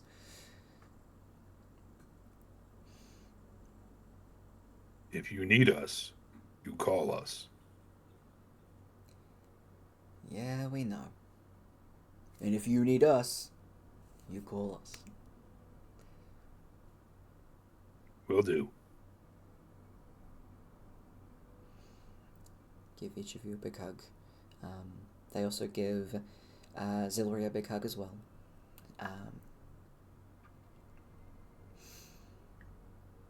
And you can depart back to Canellan. It is the next couple of days that you have to yourselves. The festival celebration was the 25th. You head back to Canellan on the 26th. And the next 5 days you spend building the tavern, taking care of the shrine, pretty much doing whatever the fuck you want.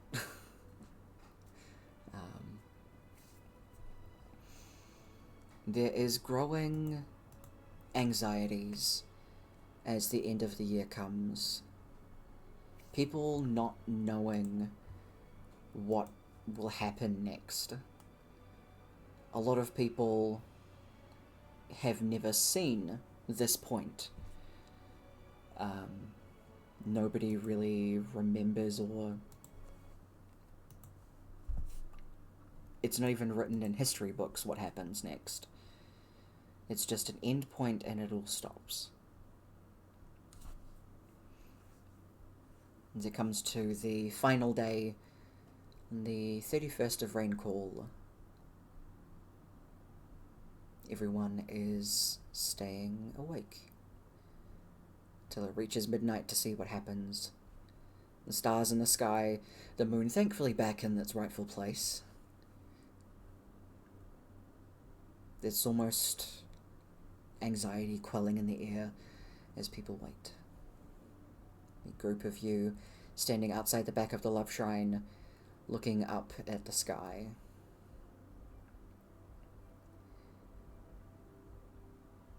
As the time ticks down, the world waits with nerves building in their bellies, lumps in their throats at what will come.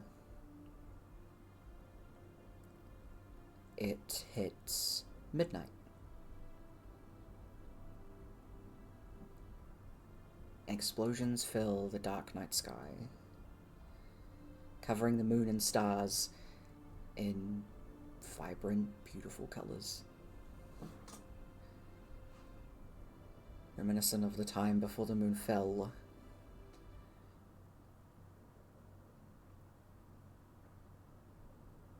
There is a flicker of static in the skies above. Hello?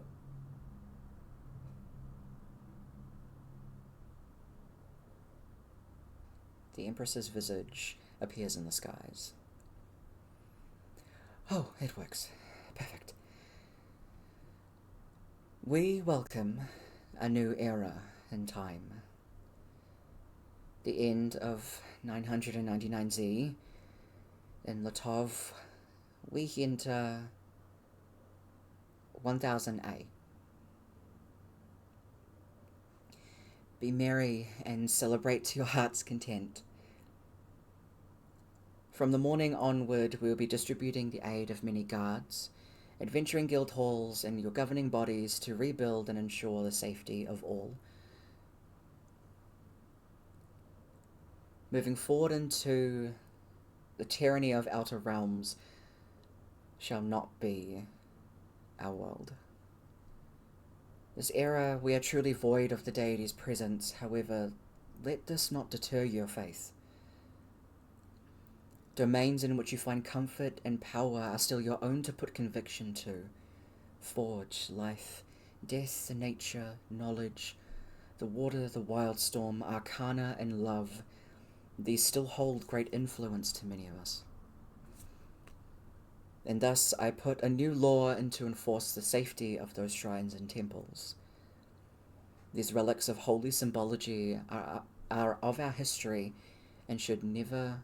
of our history, and should we never have another Ganassi to walk our worlds... I didn't want to fuck this up. Reading's hard. And should we ever have another Ganassi walk our worlds, shall the planet treasure these individuals as you would employ safety to your own kin. We begin this new era of peace. Eyes to the skies as we look towards brighter and more fruitful beginnings for Latov.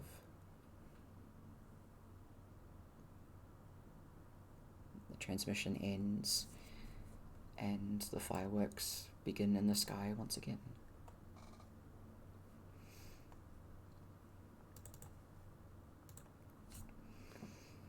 The celebration continues well into morning. As the sun rises, igniting the skies in vibrant and warm colors. Latov brings anew. I'm try not to cry. Thank you for playing.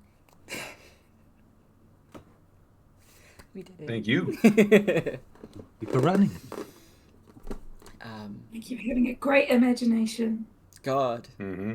Gotta use it somehow. I know, right? We will do epilogues for people that you've grown to tolerate, and all of your characters as well. And we'll have our proper wrap-up session next time that we play. But otherwise, this has been the most long-running passion project, and I am so fucking grateful to have done that alongside you guys. Thank you so much for making this fucking so special. I fucking adore you all. You love you all. Wait for the next one. Same. I'm excited for the next one. Next one. Yeah. One. Oh my god. More D&D. More D&D. More D&D. And a 10 years whole new world. will be the next one. 10 years, let's go. Oh, new world. Let's go. I love it. Woo! Over the next little bit, if there are any things that I just never explained, or if there are things that you just want to ask me, hey Tyler, what the fuck? Feel free to. We'll jump into that next time. Yeah. I really don't know what else to say. I believe it's the end of this campaign. I know. 108 sessions later. What, over 3 years? Yeah. Yeah. God damn. I mean, if you want to count the epilogue session and the eventual marriage one, that'll be 110 sessions. Mm-hmm. if you want a nice round number. True. There's also a couple of other ones that maybe we'll visit at some point if you ever want to come back to these characters, so... Who knows? Who doesn't love coming back to a character? Yeah. It's alright, you guys just get to start at, like, level 1 next time. Yeah. God, so squishy! So many choices. Yeah. So many choices, so many new options, there's new races. I'm so excited that Brooke's already playing my plant people. I'm like, I already got something picked out. Already made a hero forge. I'm so glad that I have mushroom like hats and things like that. It makes it so good. I had to buy it. Oh, you did? Okay. Goddamn. Yeah. Mhm. Like, it was worth it to have a hat. Mm-hmm. But at least you can make them properly. Yeah. Yeah.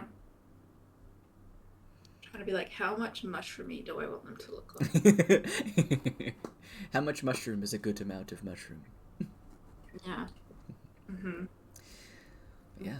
I accidentally made it very politically based. So there's I have to write up politics and regional standings and previous wars and a whole bunch of other ruin lore that you'll eventually get to explore. That brings into light how a bunch of assholes. Yeah. Yeah, let's go. Isn't it always? Isn't it always? Yeah. Who knows? Ish. Maybe you'll get to start a revolution. Let's go. Ooh. But I have kept you all awake for long enough. I hope you get some good rest, Kev. I will see you tomorrow for D&D. Oh yeah, I'll be good.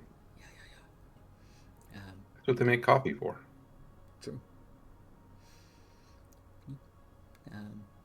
Thank you all heaps, and I will see you for the epilogue.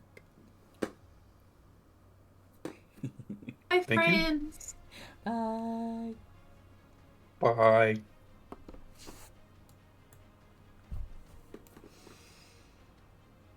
Technically, there's still one more, but story-wise,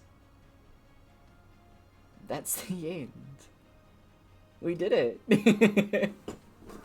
It feels so crazy to have, like, gotten to the end of this after over 3 years of playing.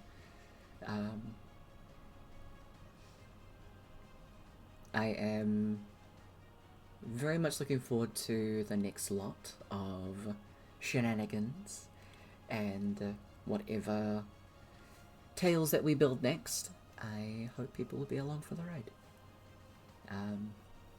Thanks for hanging out. I hope you all enjoyed.